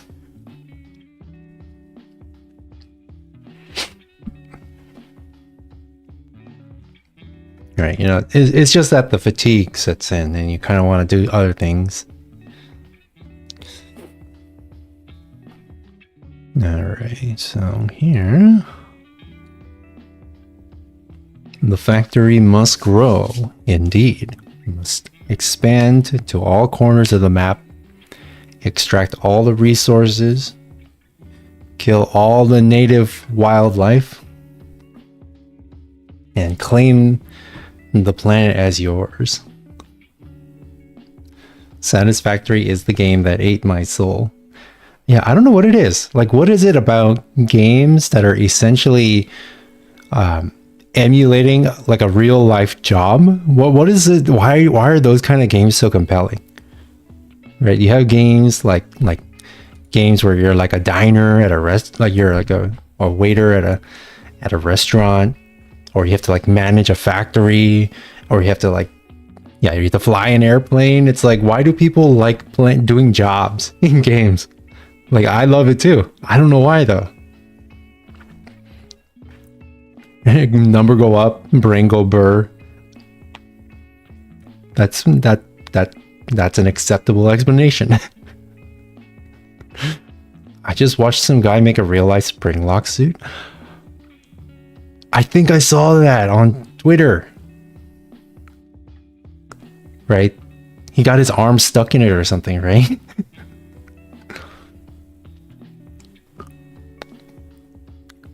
Or do a house makeover for a resale. Yeah. What is it? House Flipper or whatever that game is. Yeah. Or what is it?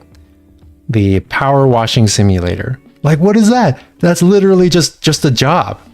But it's so compelling. Why is that? What is that? Like, what is like wrong with humans' brains that we find that so fun?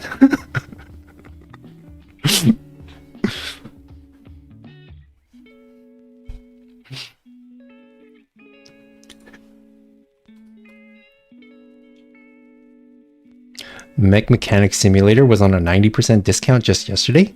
I haven't heard about that. I'll look it up. I'll write it down and I'll look it up later.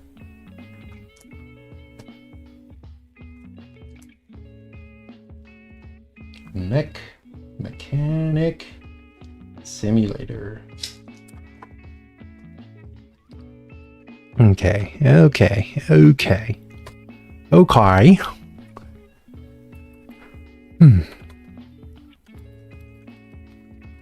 Bar, we'll call this default speed, I think.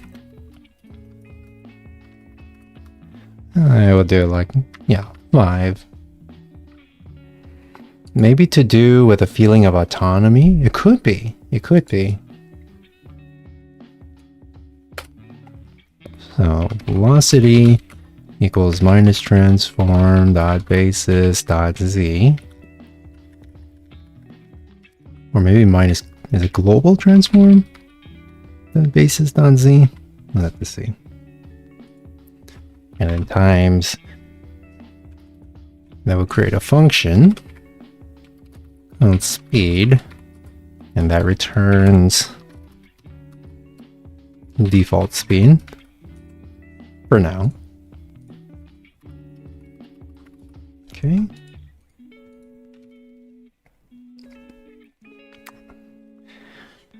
It's like a PC building simulator, but with bipedal killing machines. Oh. Oh. I see. I see. That actually sounds interesting. Okay. Okay. I see.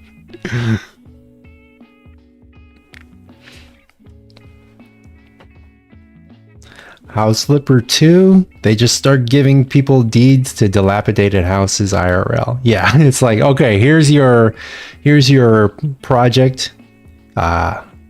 Fix it up. Fix it up. We're not going to tell you how, just do it. Make it happen. Looks like it was abandoned by the devs. Last update was December 2021. Is it abandoned or is it just done? I mean, because, I mean, yeah, like at a certain point, eventually they're going to want to, I'm sure the devs want to move on to new projects. But is there like any like serious unresolved issues with the game?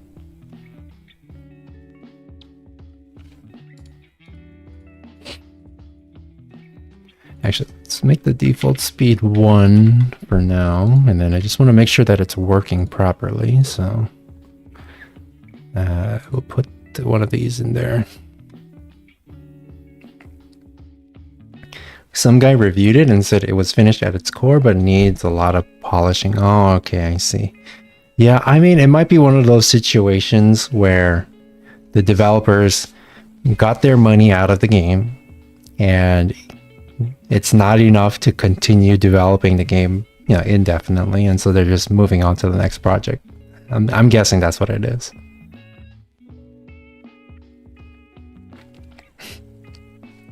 Right, and yeah, like the amount of residual income they get out of it is just like it's like not enough to justify working on the game, and so they just move on to other things. I'm willing to bet that's what's going on.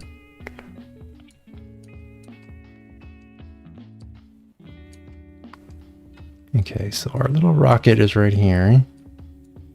Kind of want to angle it up to make sure it's working. All right, let's see. Okay, yeah, it seems to be working. Okay.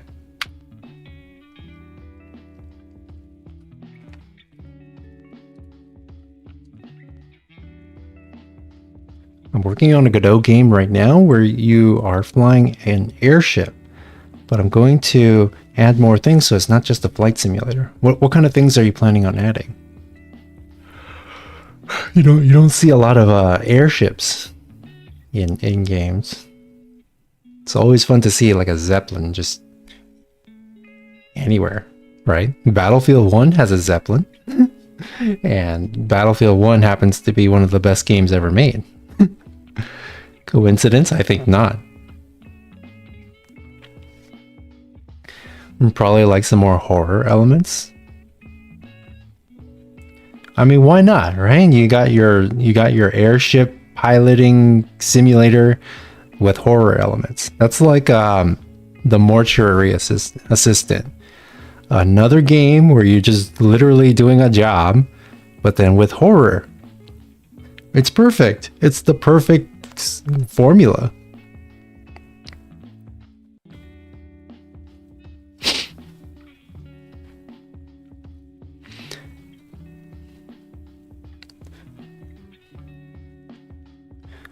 I would love a Zeppelin in your game.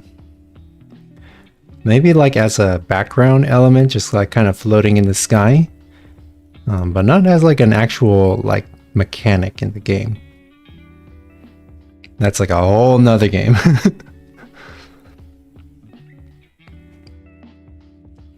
All I want in this world is first person Space Station 13 one day. There are no first person like immersive space station simulators, are there? At least not yet. Are there? FNAS, Five Nights Aboard Zeppelin. Yes, there you go.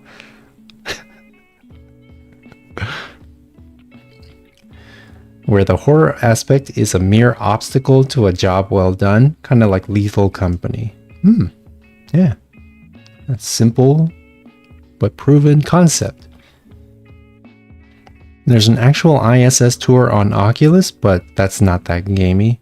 Yeah, like if you want like a full-on simulator where you get to be an astronaut, yeah, I don't think that exists yet.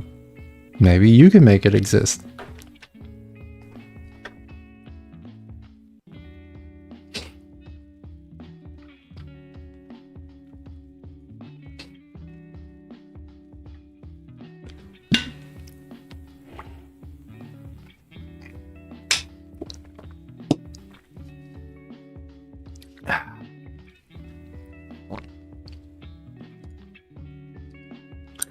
Okay, so we don't want the rocket to be going too fast.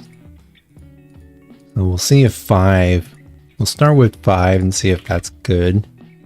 And now we need to make it actually shoot out the gun, or shoot. Also, so we need to make sure that it doesn't collide with the player. And it only detects collisions with environments and enemy hitboxes. Okay. Okay.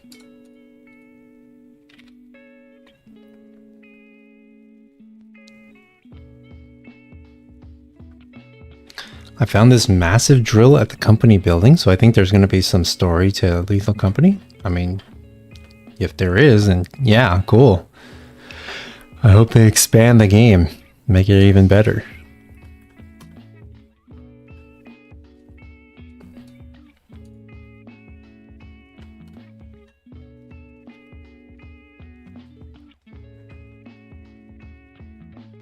Anyone remember that FPS where you're astronauts fighting over space stations? It's all 0G. Yeah, I remember seeing that and thinking it was really cool. But then I read the reviews and everything was dead game. Dead game, no players. So I was like, oh dang. It would have been really cool though.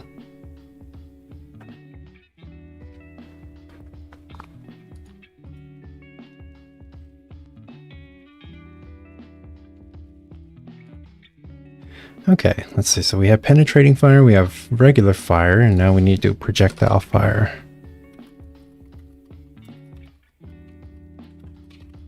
I could probably consolidate all these into one single function, but for now we're just gonna keep them separate.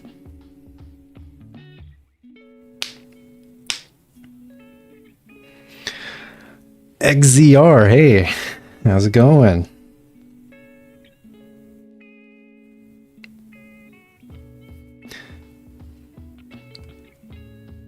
Was it the one where you mostly use grappling hooks to get around and it's super nauseating to watch? Yeah. I don't know. I do not know.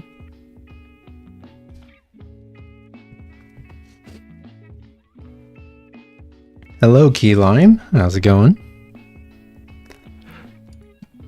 Alright, so let's see. Okay, so what we need to do is we need to instantiate the rocket.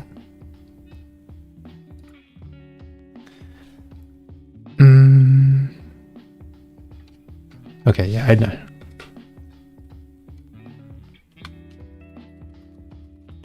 Rocket equals preload.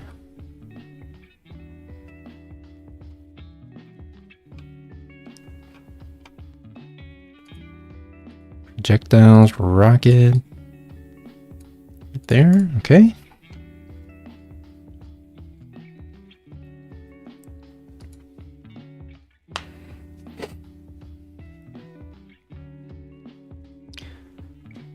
How's the game dev going so far? Going pretty good, actually. We got a bit done. So today, yeah, you guys wanted to see some of my thought process on like level design. We didn't do like a whole lot, but like I kind of demonstrated, using CSG to kind of block out your level. I'm definitely gonna have to do more level design stuff off stream. But I mean, this is decent for now. We don't want to go too complicated. I also had this sniper rifle, and it was supposed to be able to penetrate multiple enemies, but we discovered through streaming it that it's incredibly resource intensive, because like every time I fire, it would lag out the stream, and as soon as I disabled its ability to shoot, it no longer lags. So I'm gonna have to work on that and find a more optimized way to do it, probably. But I never would have known if I didn't stream it. So I guess this is that's another good reason why you should stream game dev, because you can get instant feedback while you're making the game.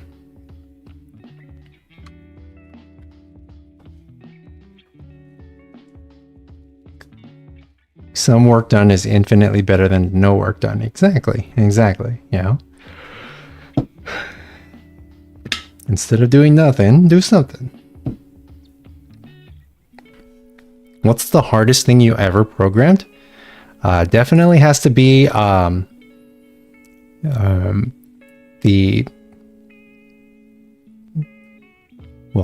multiplayer synchronizing, spawning. That's very difficult, especially if you're not using the pre-built solutions. Also, the client-side prediction is very difficult. Like everything multiplayer related is hard. I think that's part of the reason why I gave up on booty blasting, is because the multiplayer is just hard.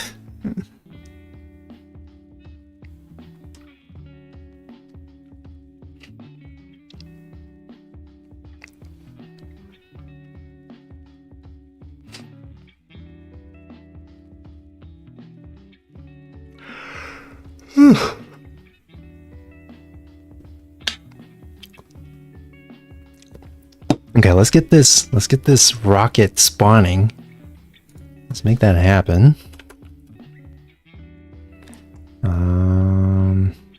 Okay, so let's say like var r equals rocket dot instantiate. Okay, and then muzzle dot add child rocket r. And then we have to initialize the rockets. So before anything starts, we're going to go in the ready function. We're going to turn off the physics on the rocket, so it's not moving anywhere. And there's a specific reason why we're doing that. So then physics process false. Okay, and then we need to do init. Let's see, so set top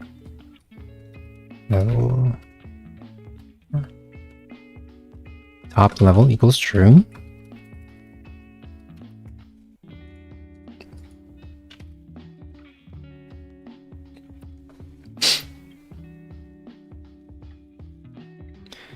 Every extra player drives the complexity level by at least one extra level of magnitude.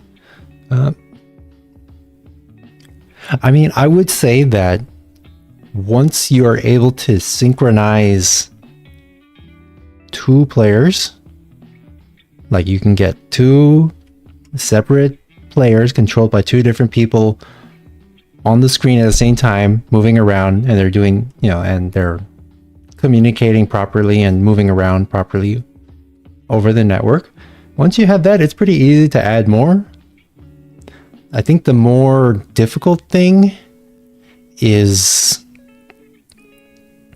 like, the most tedious part about multiplayer is probably making sure that you can do, right? Like, you have to be able to make sure that your character can only be controlled by one person and that their behavior can't be affected by other people across the network, right? Like, you want to make sure that one person can't just press a button on their computer and then result in another player shooting their gun without their input, right? You have, like, that kind of thing. It's fairly easy to deal with, but it just gets complicated when you're dealing with a lot of different things where the individual player has their own individual things that they control and only they can control it. It gets really confusing trying to keep all of that in mind, especially if you're going to be doing it like through a dedicated server, client server type of deal.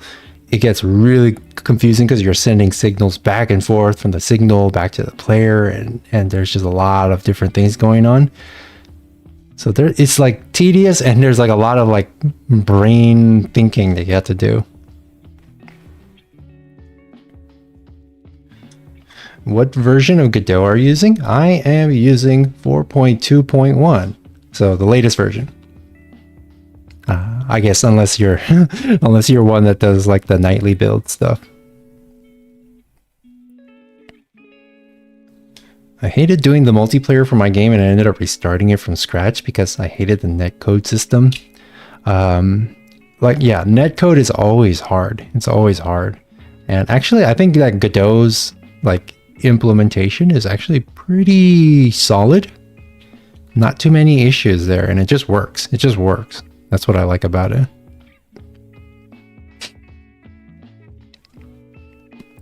Even when you do the multiplayer correctly, then you'll have to deal with cheaters. Yeah, that's another thing, right? And you have to right? Because there's certain things that you as the developer can prevent as far as cheating is concerned, just through proper netcode and just making the game proper, right?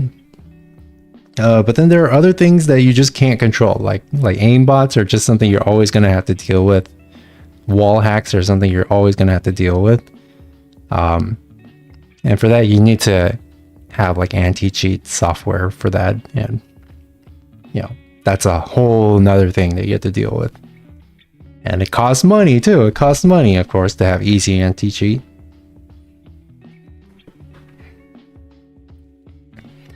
Multiplayer games require multi-devs. Yeah, I agree with you. It's very hard to do it on your own. Though there is that one game, that one first-person shooter. I don't remember what it's called, but it has like a cel-shaded aesthetic, and it's like a tactical shooter. That's gonna be a multiplayer one. It has a demo, but that's like single player. But the full game is gonna be multiplayer, and he's doing it, and the developer is doing it all by himself. That's crazy.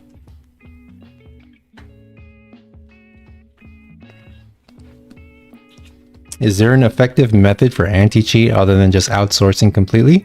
Well, there are certain things that you can do, like certain cheats that you can prevent with good netcode, right? So that's like speed hacks. You can mostly eliminate that with good client-side prediction, right? You can also prevent things like a player giving themselves unlimited ammo or something, right? You can prevent that kind of thing from happening with like just a decent, client server multiplayer model. But then there are certain things like aimbots and wall hacks that you just can't prevent. Like there's no thing that you can do from the developer side to prevent that. And what you need is something like easy anti-cheat to install software on their system to scan their files and stuff, make sure there's no there aren't any malicious softwares on there, right? That's the only way you can prevent it, right? And also we have like the kernel level anti-cheats. Yeah, that's like a completely different thing, and you probably don't want to do that on your own. You probably want to outsource that, but of course it costs money. It always does.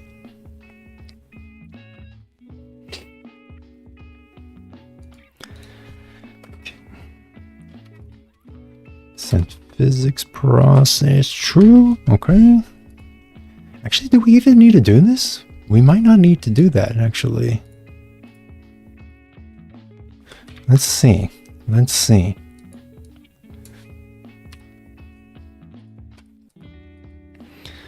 Kernel level anti-cheat makes me uneasy. It makes me uneasy. That's why I mean, it's part of the reason why I was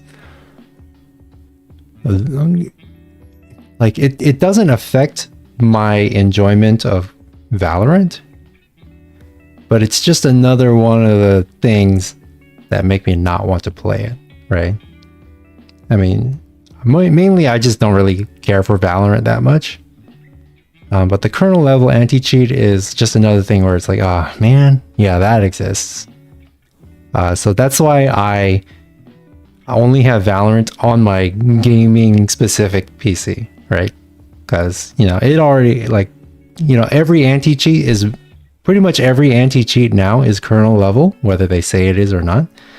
So you can't really get around that, right? So I have a gaming PC specifically just for games, and it has all the kernel level anti-cheats on there. There's not much I can really do about it. But for like my private stuff, I keep that on a completely different computer, right? Easy anti-cheat, you know, kernel level stuff. None of it gets to see what's on the private computer. Yeah, I think the only companies that don't use kernel level anti-cheat now are Blizzard and Valve, right? You have Valve anti-cheat. That's like a old school anti-cheat, not kernel level. And Blizzard's uses their own in-house anti-cheat. I don't know a whole lot about it. I know that Activision with Call of Duty, they have Ricochet, and that's kernel level, but Blizzard, I don't think they have kernel level. VAC does not work. It really doesn't. It does almost nothing in this modern day and age.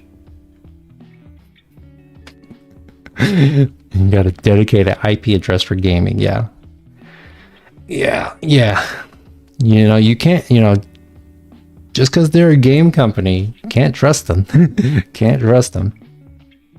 Overwatch has bad cheating issues. It certainly does. I mean, every game has cheating issues, but Blizzard is less effective at getting rid of the cheaters than, say, Valorant.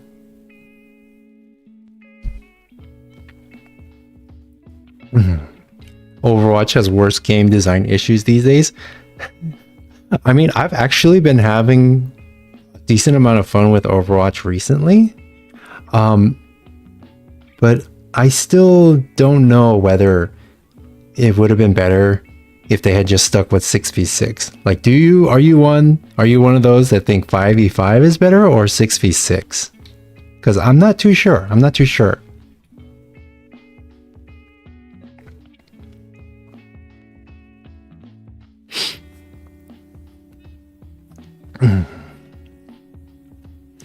As a tank, you miss 6v6. Yeah, the synergy between the two tanks, I think, helped to negate a lot of runaway meta problems in the game, but it also allowed for really, you know, it also allows for double shield and things like that, you know?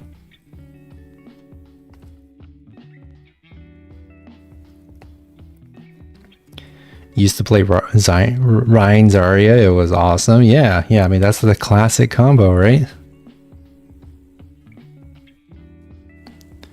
I've heard they cheaped out on their monetization for Overwatch.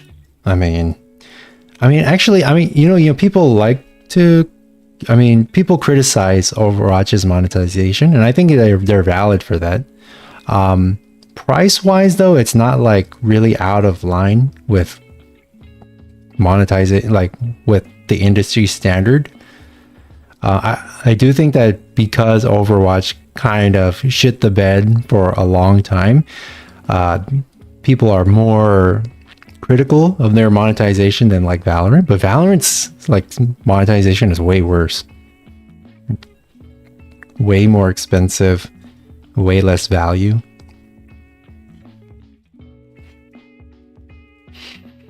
I think they refuse to backtrack on busted heroes like Kiriko and Bab and the one who shall not be named.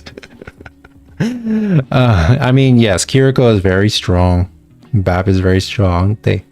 Immortality is one of those like very questionable things to put in a game.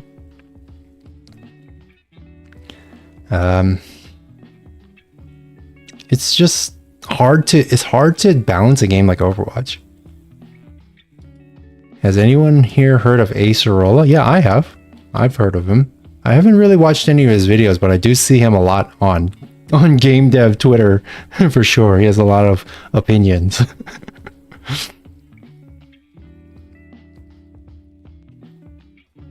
The problem is making heroes like manga meta and then putting him in the battle pass. Yeah, I mean they're basic. The devs have said they want to get away from that. Oh yeah, but Mauga, that's not how you pronounce his name. It's like Manga.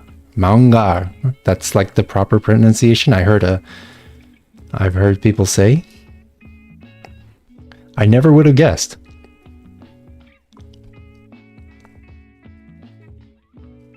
All they need to do is just buff Doomfist to the moon. I don't think they're ever going to do that, right? Like Genji, they will never buff him. Like they will never allow Genji to be good. And they will never allow Doomfist to be good. You know why? Because both of those characters terrorize casual players. And the casual player base is the entire player base, basically. And so the devs are never going to do anything that makes the casuals upset.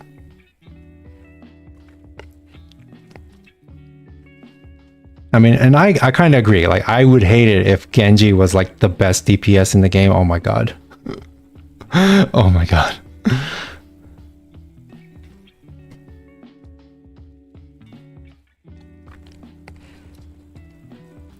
They're squishing the skill ceiling intentionally. It's in their mission statement. I mean, yeah, they want to make the game, accessible for everybody. And that does require flattening the skill curve. Do I think it's the right move? I don't know, right? I feel like they're trying to say Overwatch is competitive, but they're also trying to appeal to casuals. And so I think it does result in like kind of weird, like balanced decisions because of that. Like, I think that they should probably commit more, commit to one or the other,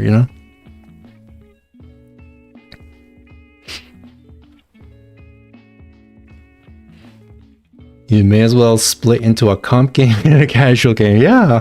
Well, then you would have to have different balancing for the two modes. And they're not going to do that. They're not going to do that.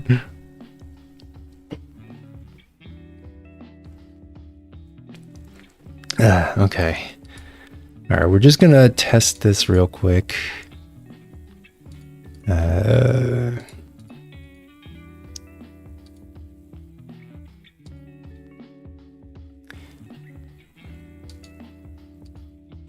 Weapon function.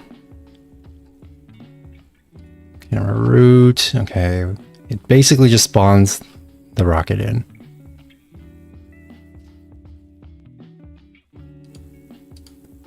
So rocket launcher. We won't do this.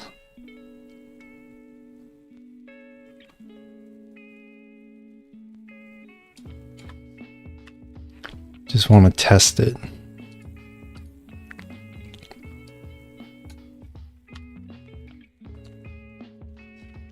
I'm just going to get rid of all of this for now.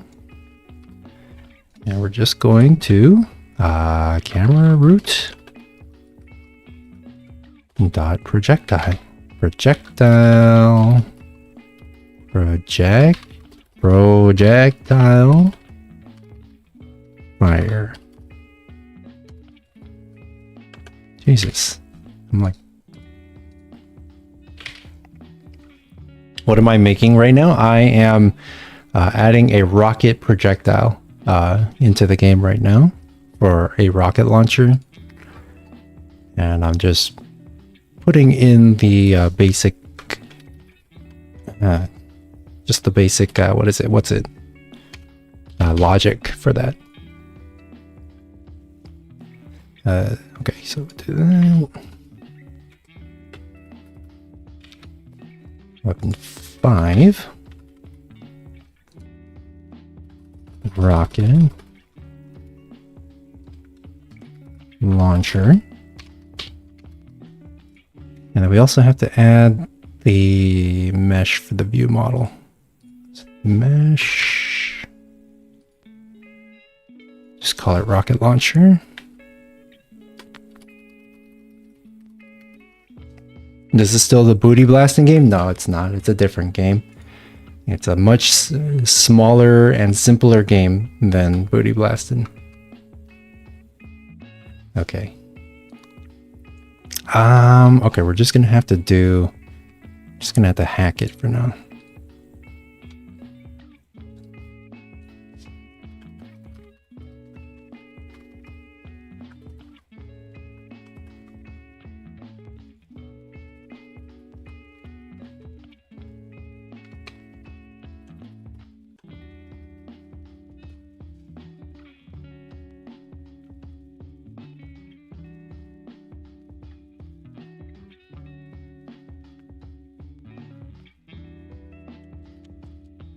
Okay, alright, never mind then. We're gonna have to do more.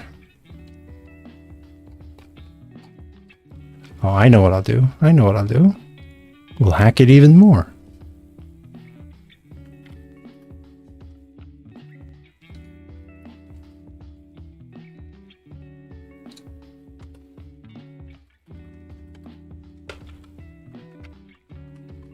Projectile fire. And then we'll get rid of the other fire. Let's see if it works. Scope creep is definitely the worst. Okay. We shoot the bullet and it just kind of freezes there. And it's also... Okay. I don't know why that's happening. And it also appears like at a random location. And now I'm stuck. Okay. All right, cool. All right. Oh, I see. Because I I basically turned off physics. That's why.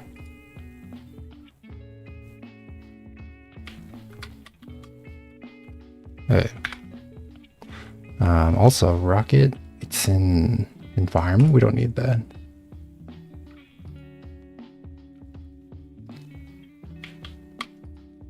There we go. Okay, so it is working. And the rockets are a bit slow, so we can change that, but it is working.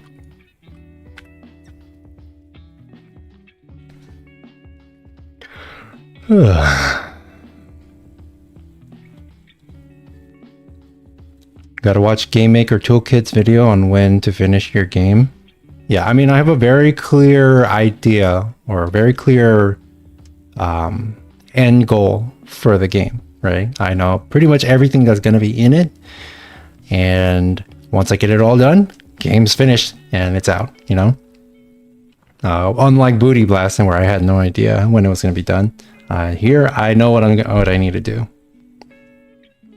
Projectiles should be on a separate layer for collisions. Yes, it should, and that's what I did. Okay, all right, so the rockets are working. We'll just make them faster, I guess.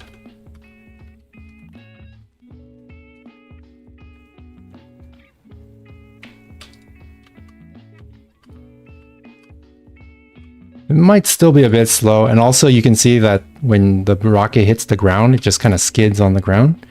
So we want to prevent that from happening. Also, when you shoot it at a wall, it just kind of does this business. So we'll make that not happen soon, but not now, because I'm tired and I think it's about time to end the stream. Okay.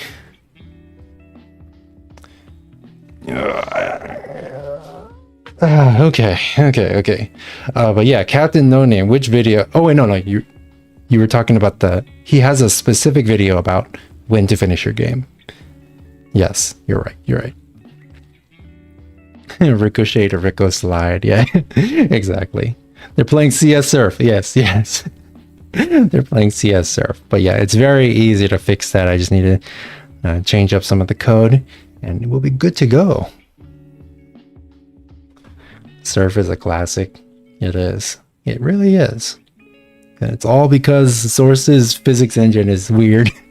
And I love that.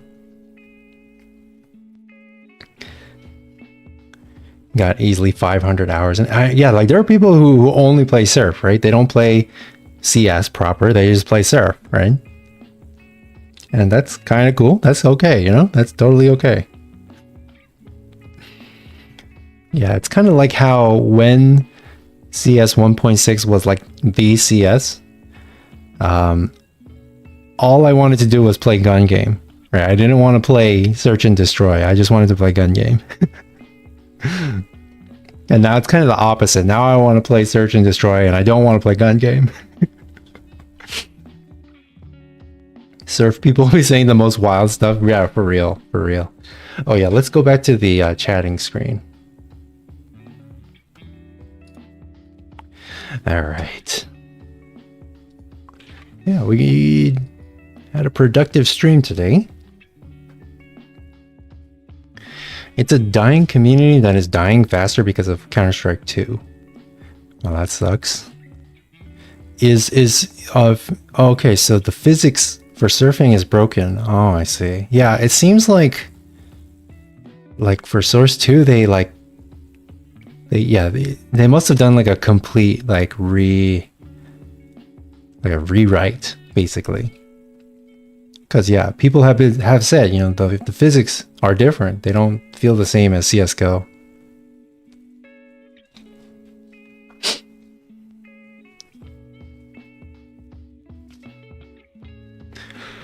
The maps in CS2 are just half-ported maps too.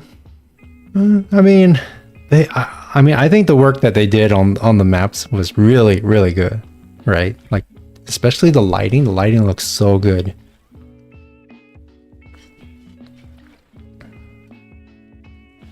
Oh yeah, but yeah, there's like issues with hitbox, issues with hit reg, issues with movement. So I know that a lot of hardcore CS2 or CS players are kind of upset with CS right now. So yeah, that's just stuff that Valve's gonna have to take care of.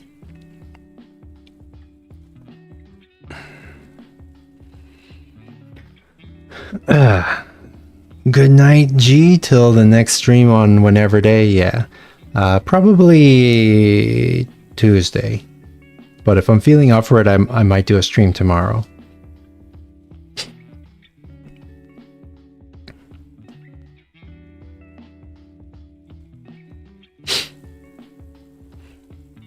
It's interesting flashbangs are being used less. That's interesting. I wonder why. Maybe because the smokes are more useful now? Or I don't know.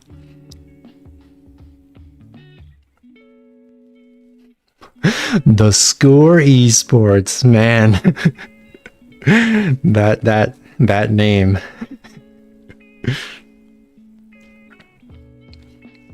I used to watch their videos all the time. Haven't watched one in a while.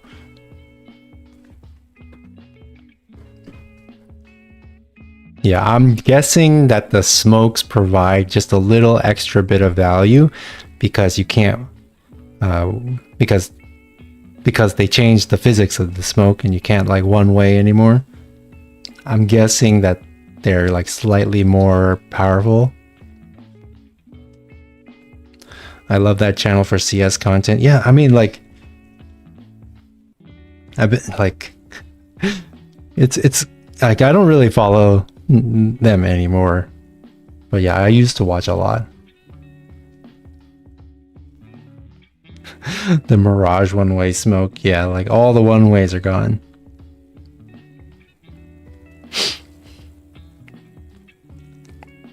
You know what game does have one-ways? Valorant. I guess that's up to you to decide whether that's a good thing or not.